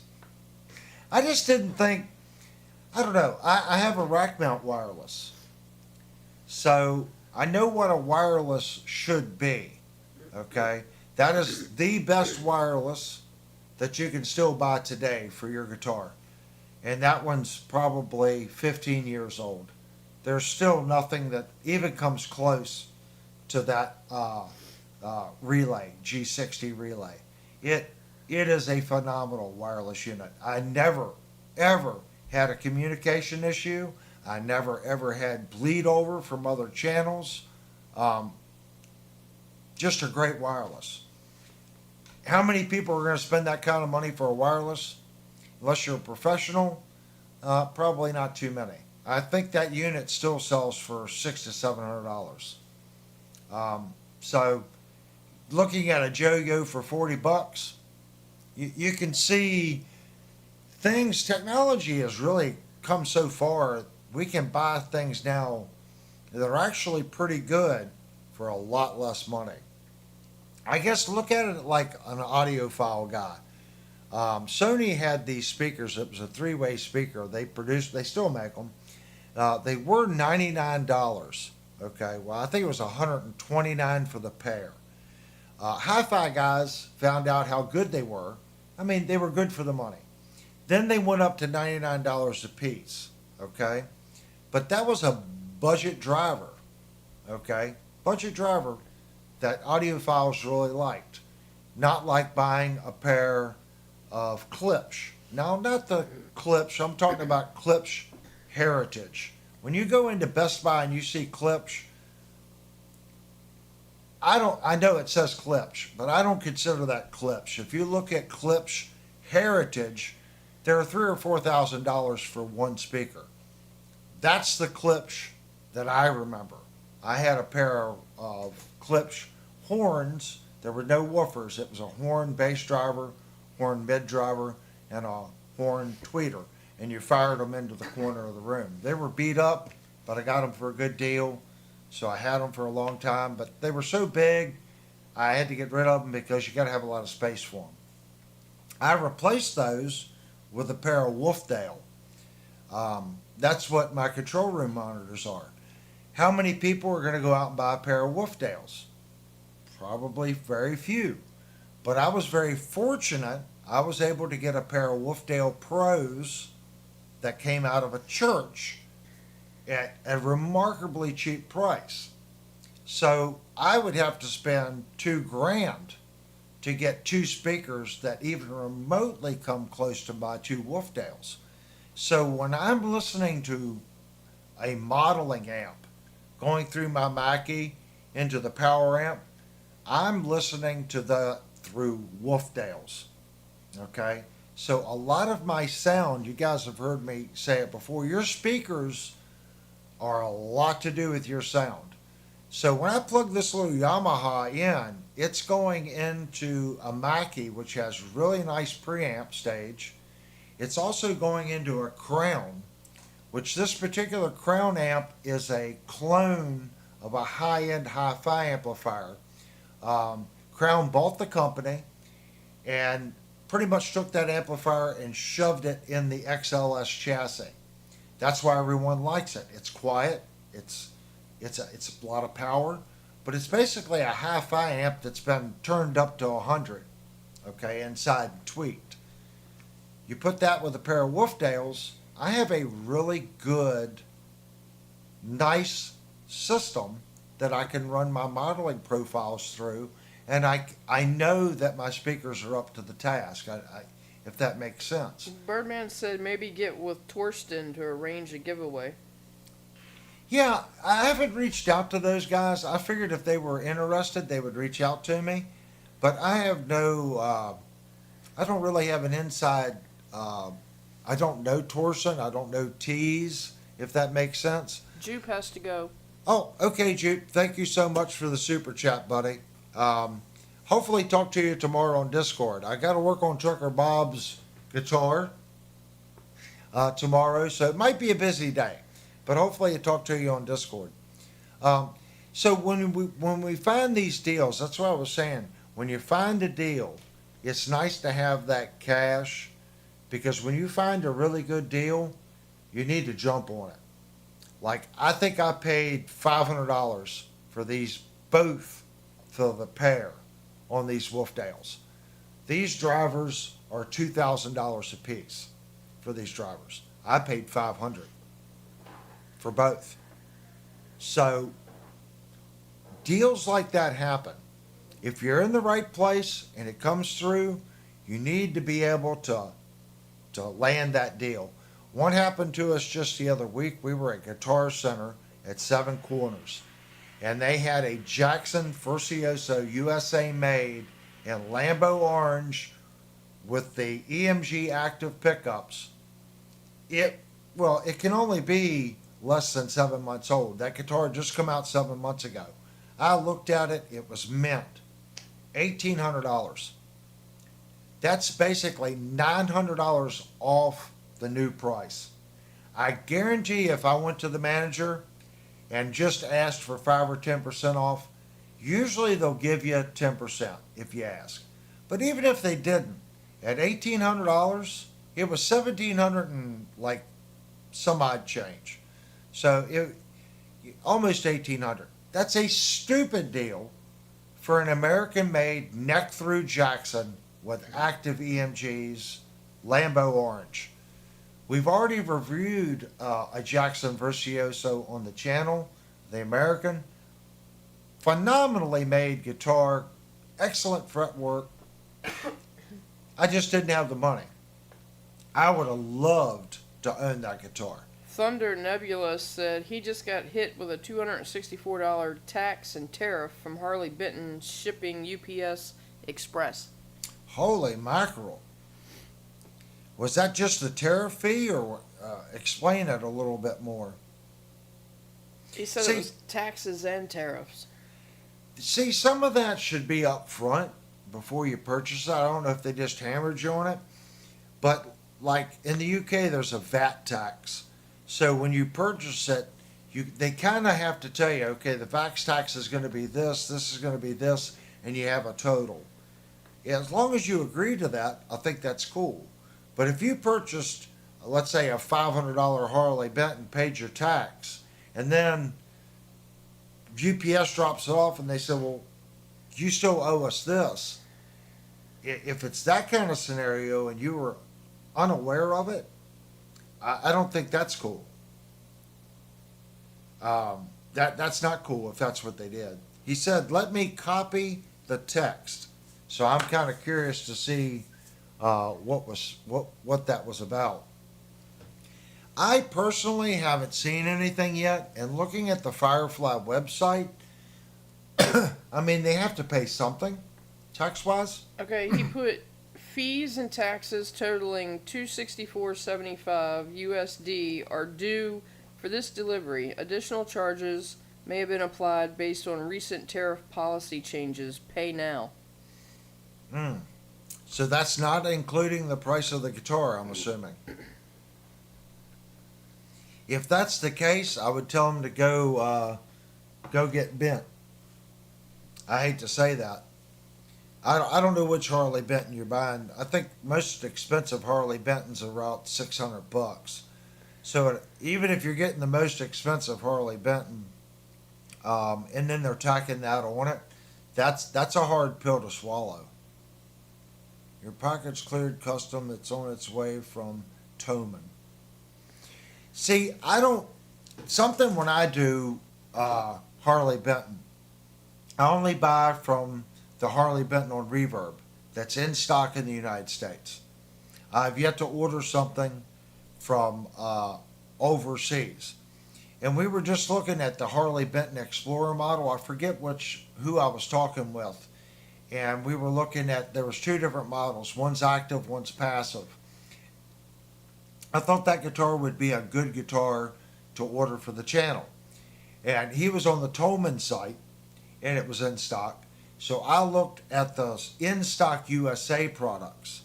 So it didn't say anything on the Reverb USA Harley Benton store about tariffs. So I'm kind of curious if they ship it over and it's sold at the store on Reverb, are those prices going to go up and absorb the tariff fees, or are they putting the tariffs on the checkout? He said he got the Harley Benton single cut with EMGs on the OFC and the square DIY kit. They didn't have those on the Reverb USA. Uh, yeah, that's something I've noticed. Not all the products from Tolman are on the USA site. That is true. But I was fortunate enough when we were looking at the Explorers, the passive one and the active one both were available through the Reverb store on USA stock. So, dude, I think I would reach out to Tolman and say, look, I was unaware of these things. Um, you might be in a catch 22 since you've already paid for the guitar and the shipping, and now they're hitting you at customs. I've never been in that position. I think I would reach out to Tolman.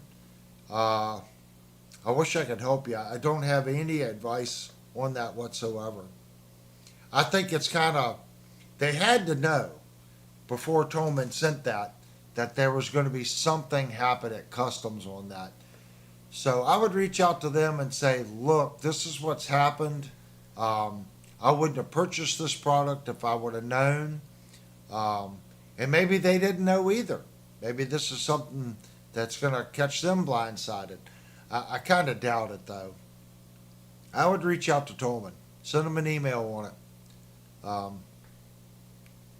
Yeah, I don't know. If anyone else has any suggestions on what he should do or what he can and can't do, definitely put in the chat window. I don't know what to say about that. They have a warning sign on Tolman.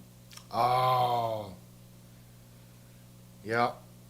Well, I would definitely get the word out that that's what's taking place because you're the first person that's said anything to me about it. So at least the 20 people, I'm showing 20 people watching the stream right now. At least 20 people now are informed that if you get something from Tolman, you might get hit with a little extra fee when it comes across the dock. Yeah, I knew it could happen, but I didn't believe it. Wow, that sucks. Yeah, and that's all I could say. That's awful. Yeah. All right, guys. I think we might take another quick break because I need to get something to drink. I see we have 19 people in. You can chat. That's right. I'm pointing at you. You can chat on this channel, and you don't even have to be a subscriber. I want you to type.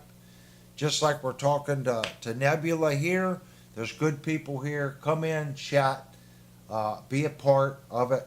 It doesn't matter what we talk about as long as it's music and guitar related or just music and related. If we have bass players here, we have drummers that come in, keyboard players. So if you got a different instrument, bring it up. We're all about talking about it. But this channel, we do take breaks.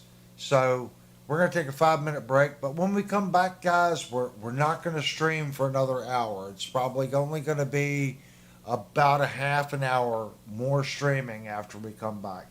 There's a couple more things I want to go over on the last part. I just need a break from my voice, so I'm going to go get something to drink. You saw me holding the cup here, but that's not cutting it. The tea's not getting it done. I got to get something else. But please stick around. Hit the like button. Consider subscribing. And we'll be right back in 5 minutes.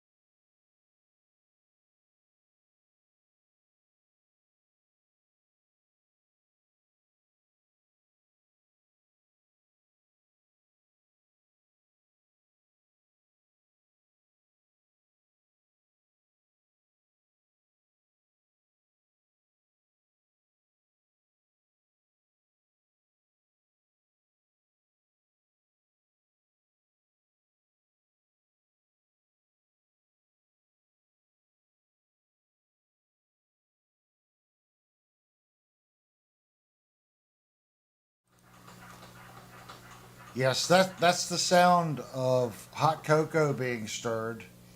Um, but just so you guys know, when you put the water in the machine and you put the cocoa in the cup, you got to make sure that you put the cup under the machine. Yeah, otherwise I gotta clean up a mess. So,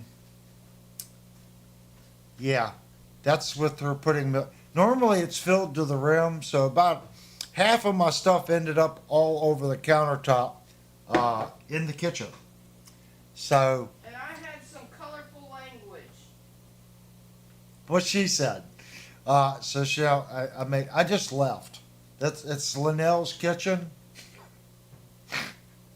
I made the mess, and she, all I heard was, "Oh my,"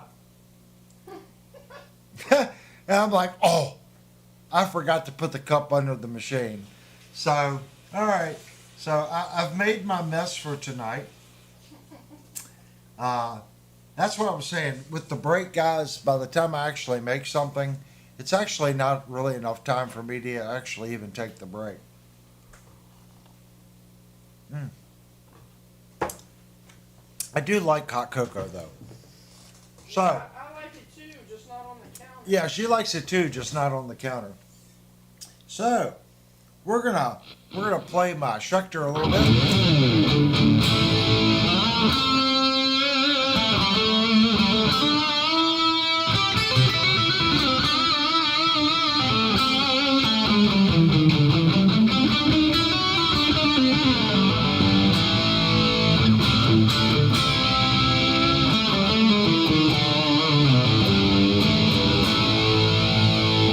A sign of a good guitar.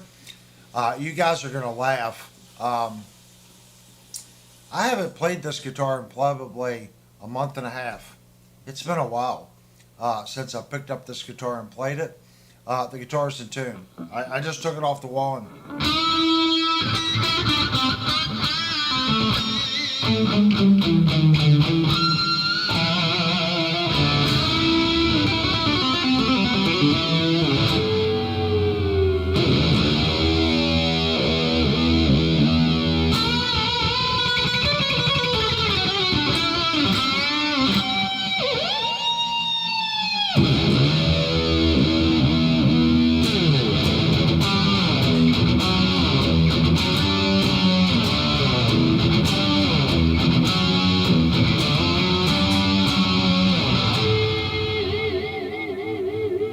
it's been a while since I've actually played a guitar with a tremolo on it. I've been playing a lot of fixed bridge guitars.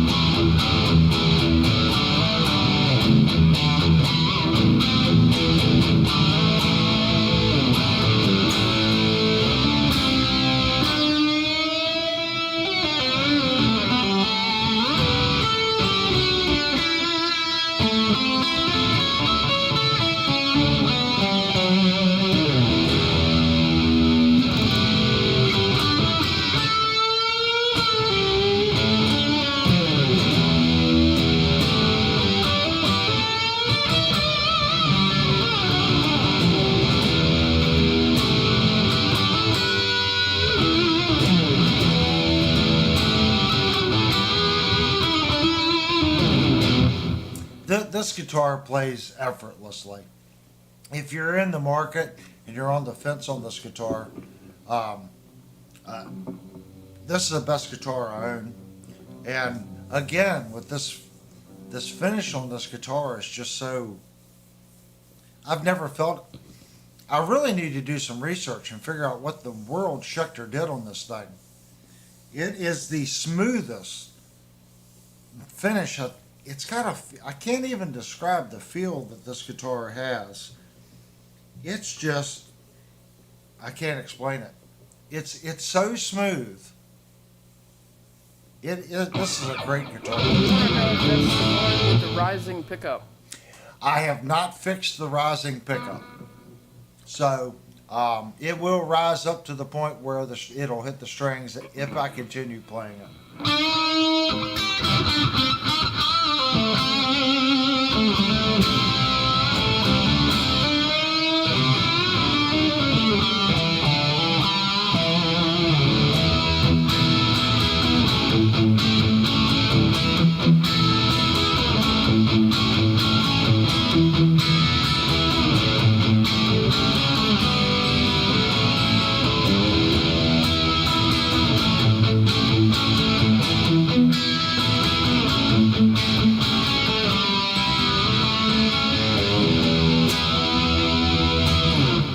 It's got a good sound. I was on the fence when I first got the guitar. New pickup. Never heard of this pickup before in my life. Don't ask me to tell you what it is. It starts with an L. Never heard of them before. It's growing on me. I kind of like the deep tone that it has.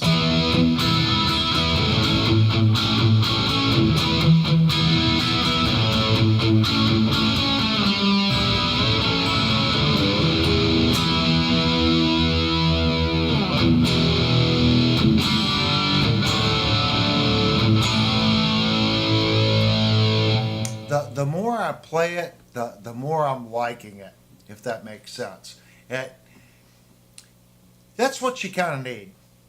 Everyone knows I'm a JB guy. I have a lot of guitars with JBs, and they sound similar. So when I pick this guitar up, I definitely get a different sound out of the guitar.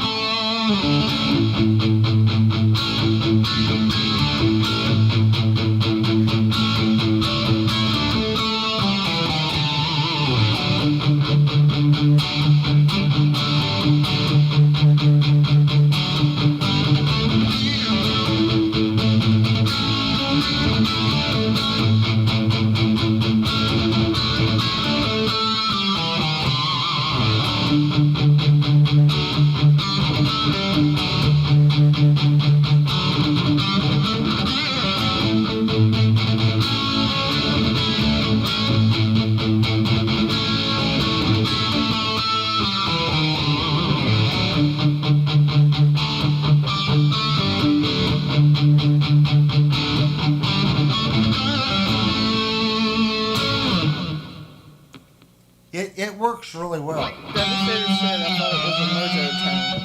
What's that, baby? Devastator said I thought it was a mojo tone. No, the Mojo Tone was in the PWM 20. We can, if someone wants to go to Sweetwater, this is the Mach 6 Schecter. I know Sweetwater lists what it is.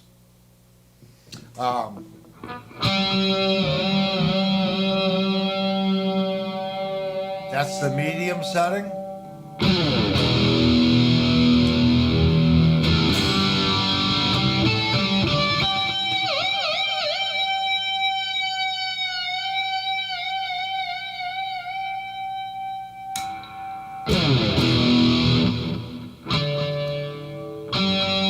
Might need a battery.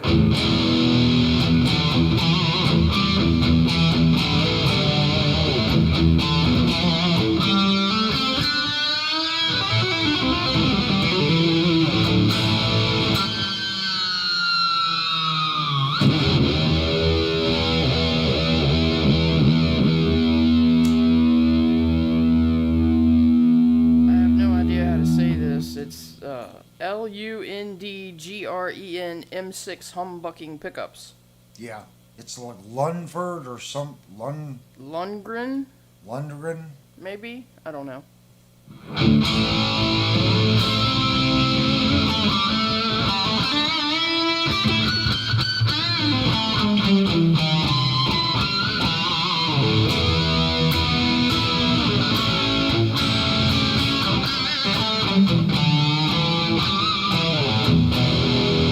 It's got a good sound. Do some of your famous dive bombs. I was just kind of tinkering around with that.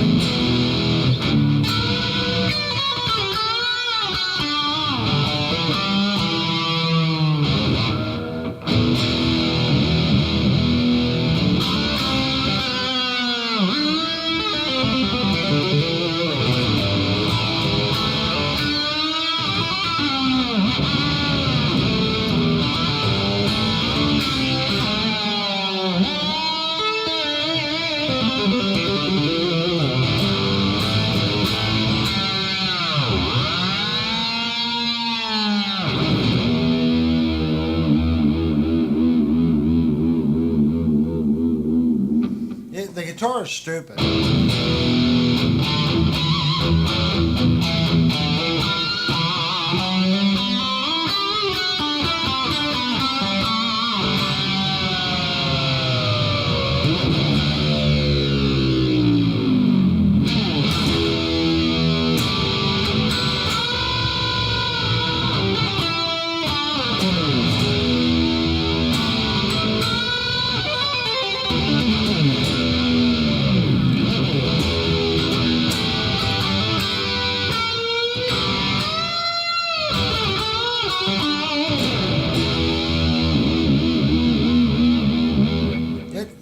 It's a heck of a playing guitar. What guitar gives the easiest harmonics? To be honest with you, a lot of that setup, guys. I would say on the guitars that I own, believe it or not, you guys are going to find this funny, and a lot of it is where you're picking it. Probably Lynell's RGA. I effortlessly get pinch harmonics out of that guitar. So a lot of it, if you're struggling with your pinch harmonics, it's how you're holding your pick. And you notice I don't use this finger. I don't pick like that. So picking like this allows this finger and this finger to do muting between your picking. It also allows you to take this finger and tuck your pick back, and this finger's always open. I can take my thumb, push the pick back up, and I'm ready to play. So if you watch me play, this finger's always open.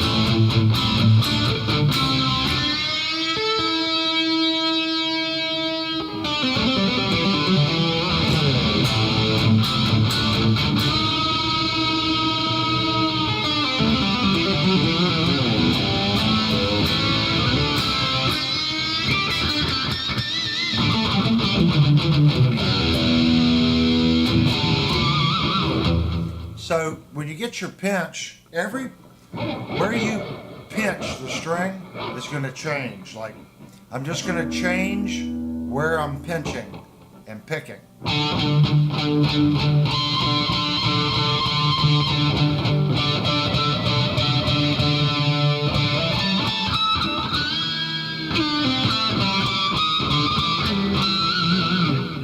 That spot is going to be a little different on every guitar.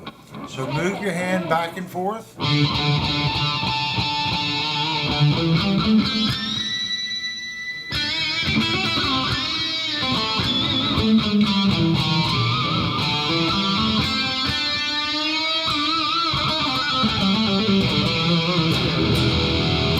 There's usually 3 spots. So I'm going to start right next to the bridge, and there'll be 3 sweet spots.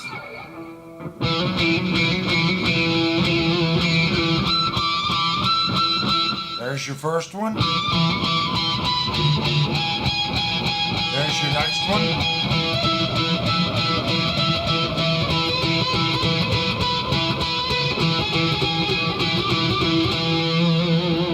So when you get really, really stupid good, like Eddie Van Halen, you'd watch him go.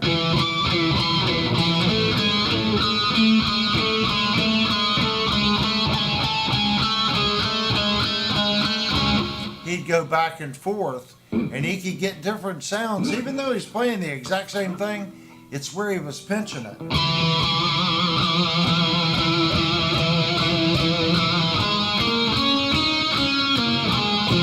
That's something I've never practiced, but watch Eddie on some of his things. He'll roll his hand forward.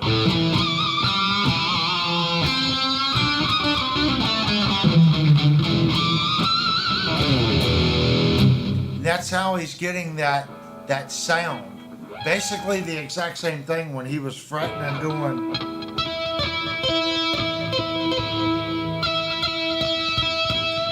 I don't do all that stuff, but when he's playing like, let's see here.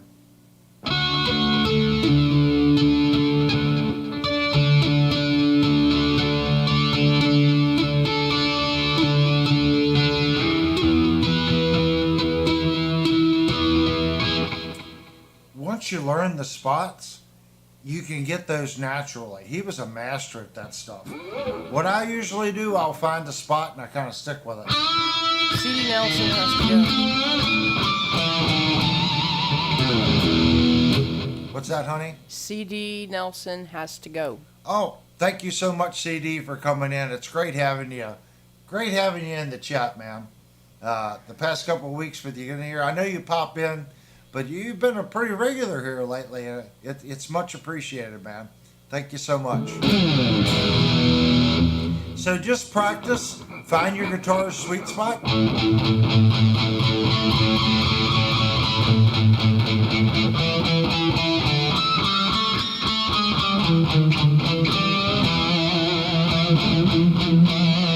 You will find it.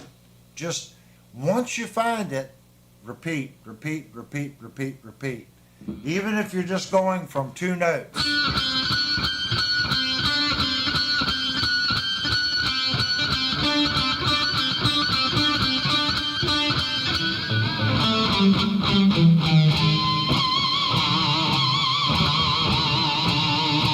Just sit there. I know you're going to drive your significant other crazy.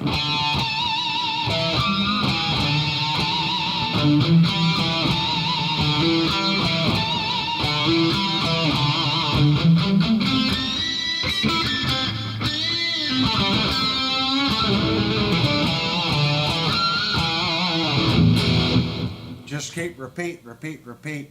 A lot of it is getting used to finding a place that you can palm mute and you can lift to create those sounds. Just like when I'm playing,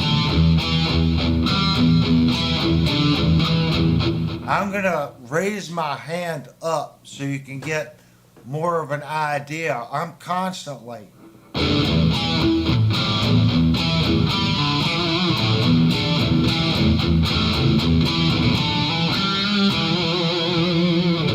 so I'm bouncing. Does Crazy Overdrive have to be on to do that?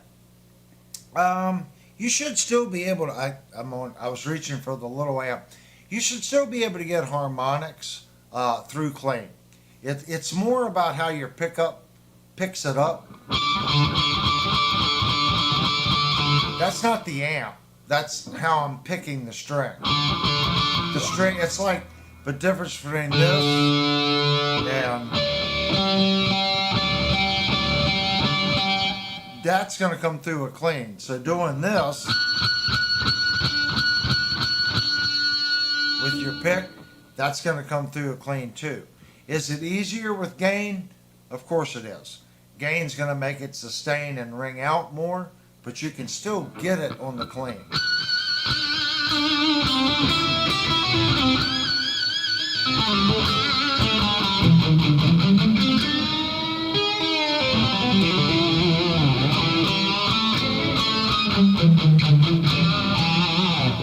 That's why some nights you guys will hear me, I'm a little better than other nights. A lot of that is because I'm playing so many different guitars. If you want to really get fluid and really be able to nail things, I hate to say it, stick with a guitar.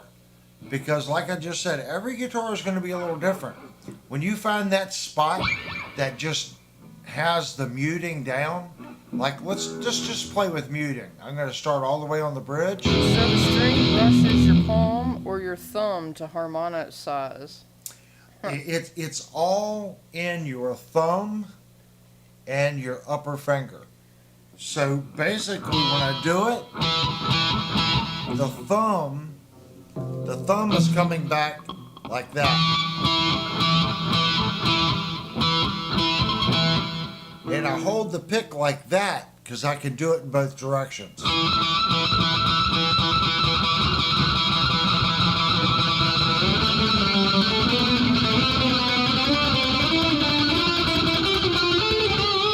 That's something I don't do. That's much harder. Could you do that on an acoustic or an electric acoustic? I'm sure you could. Like I said, it's not the instrument. You're creating the harmonic off the one finger. So if the string is here and I pick up, then this finger is going to create the harmonic. Just like, look at it this way. When you hit a note, and I touched the string with my finger and I created the harmonic. That's what you're doing here. The pick hits the string, and your finger behind the pick has to hit that string to create the harmonic. Cheryl said, hide all your fingers and pick.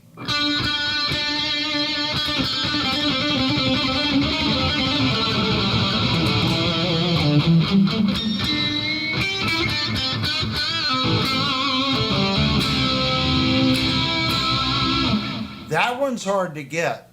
A lot of people think that's you're putting a little harmonic in it.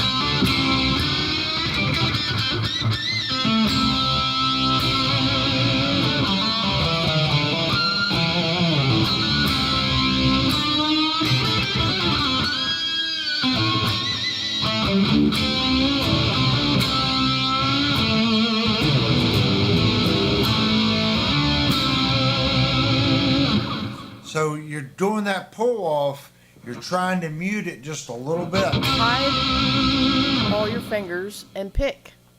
What's this? Hide all your fingers and pick. Hide all my fingers and pick.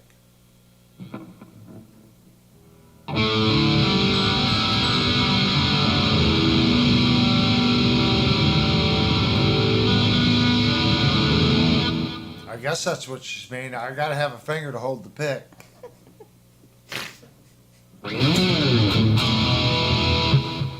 Just practice it, guys. I used to, when I played in a band. Cheryl says she had to hide her fingers to play the bass, so you gotta, hide your fingers and pick. Oh, I listen to some guitar players and they have that. I can't. I have a hard enough time doing it on a bass. If I try to do it on a guitar, it's really going to be.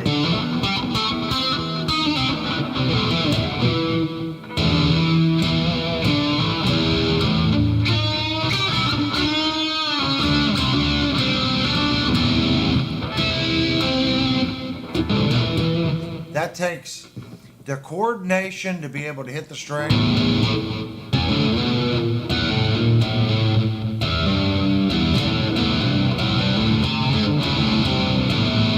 I have a hard enough time doing slap bass.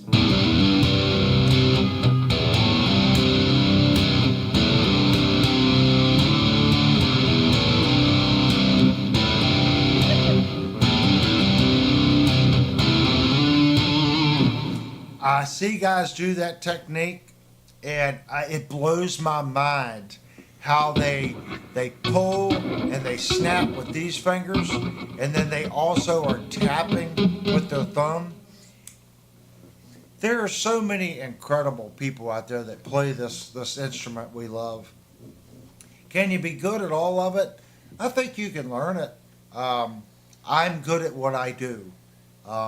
If you look at bass players or guitar players that went to play bass because they wanted to be in a band, they're still playing guitar. Those players, you'll notice, have they'll be able to play that technique over on the guitar because they've been playing bass.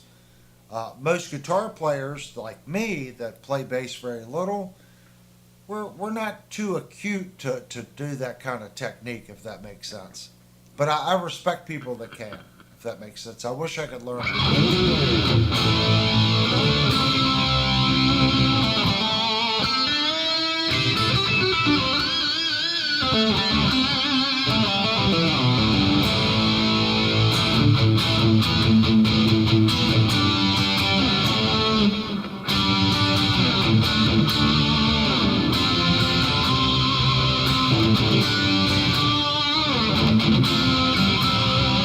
Took me a second to get the cadence.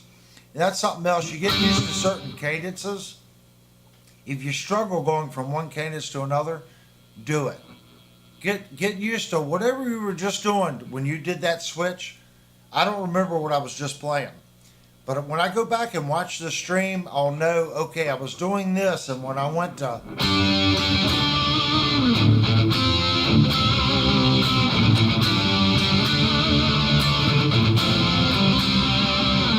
I'll know I have a problem going from what I was doing to that.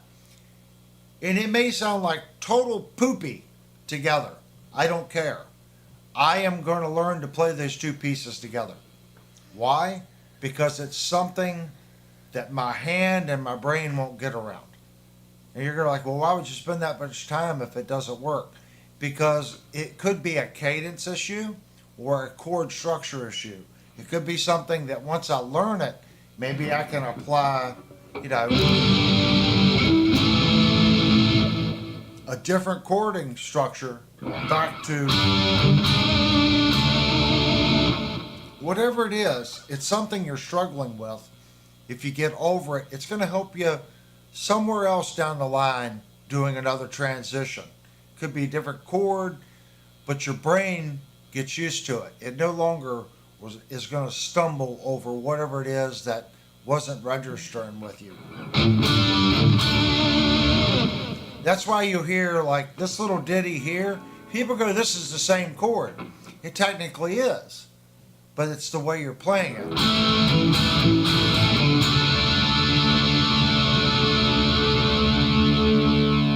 So why play it the other way? Because it sounds different. You're thinking I'm changing chords. When I've played this a bunch of times.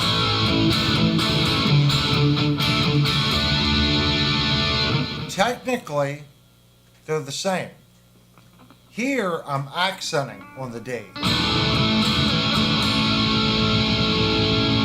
I'm going to change my position and go to D, and I'm adding the pinky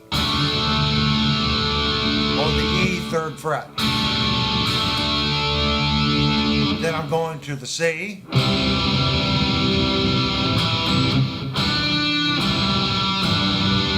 Exact same note that I added on the D.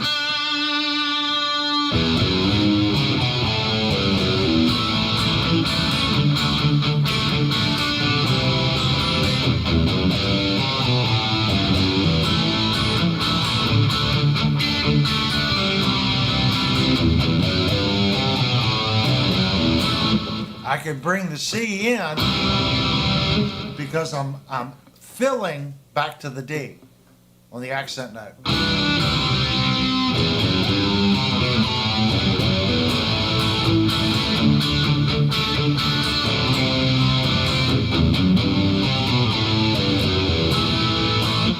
That's, in my little squirrel brain, that's kind of unusual to put those two chords back to back like that, if that makes sense. Most people would go to the A or go to the C and then back.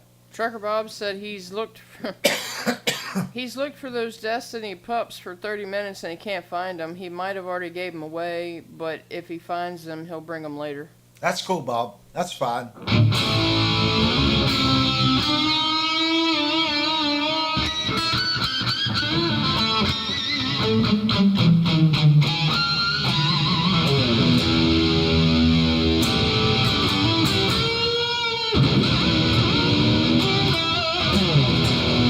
That's why a lot of guys use the little claw thing here for what just happened there. That's me not controlling the strings.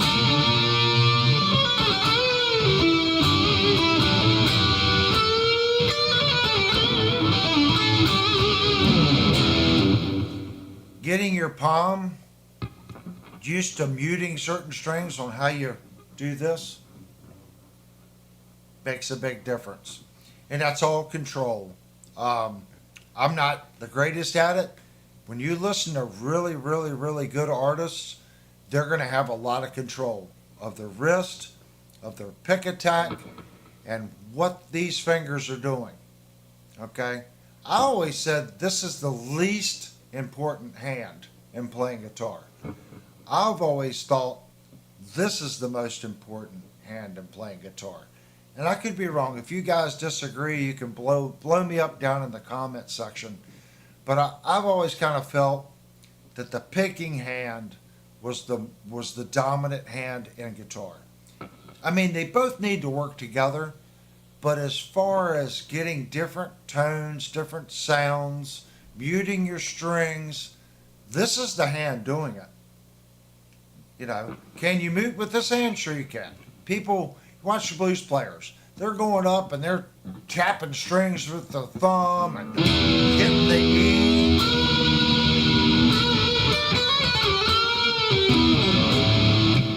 See, I naturally want to go up and strike the E, but some of these guys will just reach up.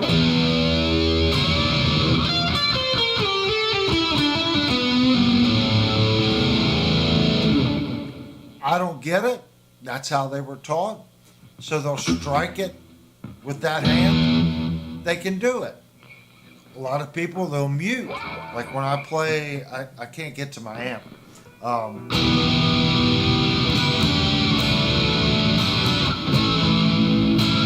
You guys have heard that all the time.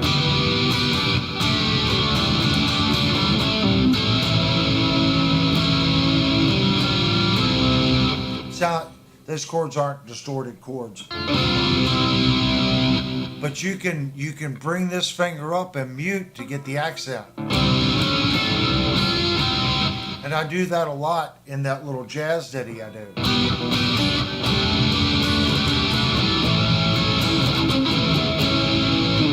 So you can mute with this hand too, but I'm still going to say this is probably your most predominant hand as far as doing harmonics, muting, picking, all that stuff. Just don't throw anything out. Don't be like me. Don't take 20 some years to realize, okay, it wasn't my style, but there's so many things that what you hear and the music we listen to come from so many different genres. People look at like Eddie Van Halen. Really break down his music. It's a lot of blues in there too. So if you take that out, it's no longer Eddie Van Halen or George Lynch, some of his techniques. If you take out a couple of those things, is it really George Lynch? Is any of that stuff truly rock and roll? Or is it borrowed from other stuff? I think you'll find most of it's borrowed from other stuff. You know, I want to learn chicken picking. You know, I think chicken picking, if you put a distortion behind a chicken picking country player, I personally think that would be stupid awesome. But I want to learn it just to see what it does. And I'll probably never get good at it, but I'm practicing. And that's what it's about. We're supposed to get a little better.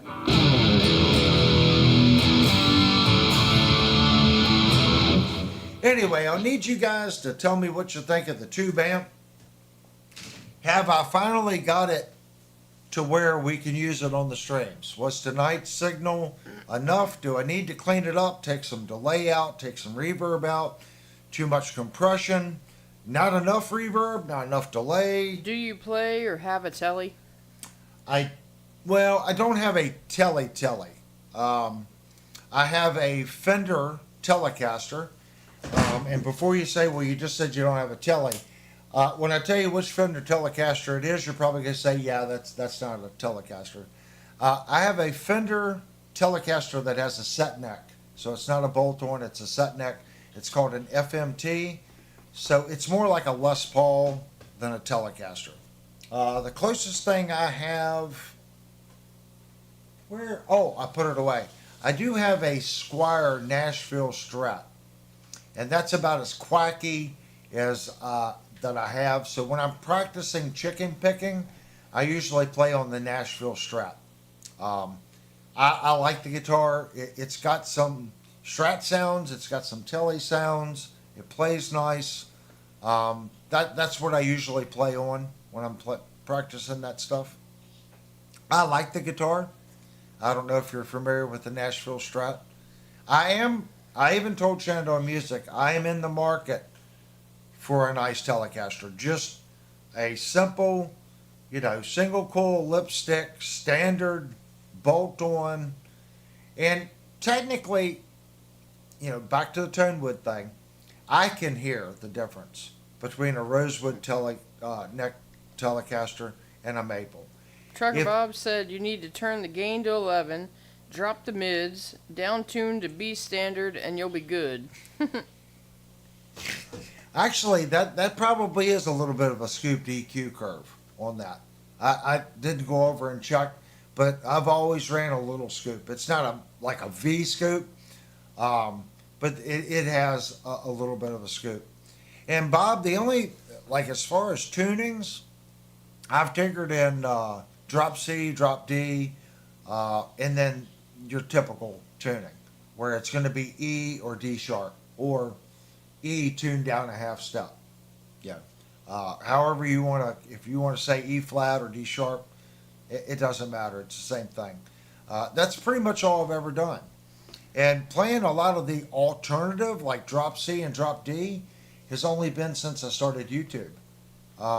The only time I ever did those songs before is if we were playing, maybe, I think Silverchair had a song like that. We did a Silverchair tune. I think we did an Alice in Chains tune that was in alternative tuning. That's really my only experience with it. When I'm just here, usually puttering at the house, I'm in standard 3540, which is D sharp. So that's where I tune. Yeah, that's just me. That's where I'm at. I know if I set my intonation to E standard, I can play D sharp and I can do drop D. I can take the E down to D, and it's close enough. What exactly is standard tuning? I call standard, it's just standard tuning. It's 440 guitars tuned E, A, just typical tuning. That's what I call, that's a standard. Industry standard is 440. So if you go 3540, that's E flat. Or more properly, it's D sharp. Okay? That's a half step down. So if you're tuning a guitar to D, I'm assuming the A string is going to be 2 half steps down, a full step down from that. If that makes any sense whatsoever. So that would be 30, 40. And it's all relative. So if you don't have a tuner and let's say your guitar was tuned exactly to 440 and it's fallen down, okay, you're not really at D sharp, it's just E that's went a little flat. And you tune the guitar to your top string like you normally do. When I first started doing YouTube, I used to get called out for this all the time. So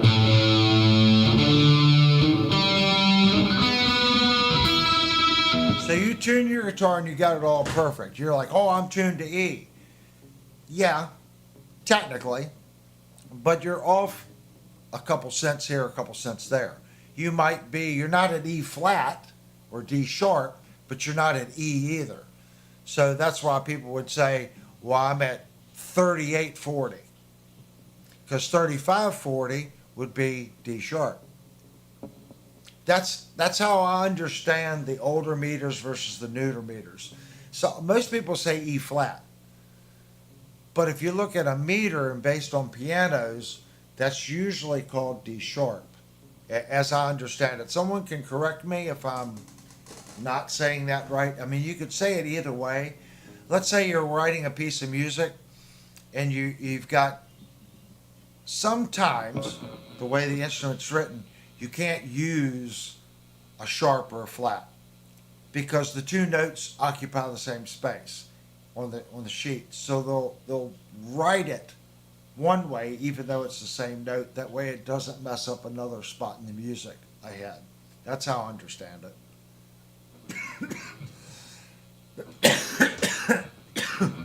Bob seems to be really big on some of the strange tunings.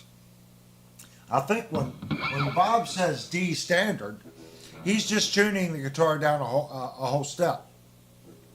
So his E is tuned to D. Does that kind of make sense? So an A, this is your A. He's tuning his A, and that's going to give the strings are going to resonate more, and it's going to be a more deeper sound, if that makes sense. But it's still a standard tuned guitar. You're not changing, this is still B, this is still E, this is still G, You're just taking it down a half step. Alternative tunings is where you're not following the typical guitar. Trucker Bob said yes, one whole step, but at 432, not 440. 432. Okay. So, if you look at, there's a system called the Penta system. Okay. That's completely tuning a guitar to some way to where any chords you know is not going to work. It's called pentatuning. I think some of those tunings are really cool. There's a ton of those. But now you have to relearn your chord shapes. If you go to D standard or D sharp standard, you can still play. It's not messing up the structure of the guitar. It's still tuned for with the chording that we know. It's just going to go down the scale a little bit, if that makes sense. I've never played in any of the true alternative tunings like the Penta system. And the only professional artist that I think ever did anything in the Penta system is that Alex Godfrey. And his music is very strange. He plays, what's that little, it's like got a couple strings on it. It's a little tiny thing. Mandolin. He plays mandolin a lot. Did his first album with Mark Bola, if you want to check it out. Before you say, well, he played with Mark Bola, he's got to be awesome. It's different. We'll just say it's different. It didn't catch on. I forget what manufacturer actually did a signature guitar for him, and they tuned it in the Penta system, and I think there was only 100 guitars ever made. Is the guitar worth money? I guess it would be, because it had a funky bridge, funky strings, funky tuning. The guitar was set up for that particular style of tuning. I don't know. If you guys are interested, you can type it in.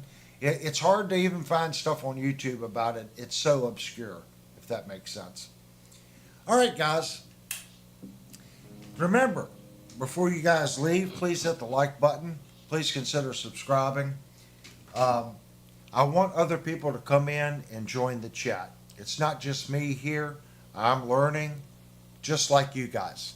So as Bob come in on the tuning, if you guys want to have a night where we talk about tuning, we can go over all the numbers and alternative tuning and stuff. If you know someone that's really good with it, they can come on the stream and they can educate all of us.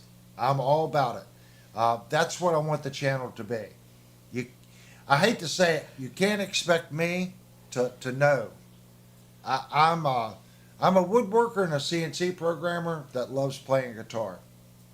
I used to play professionally. I stopped playing professionally a long time ago.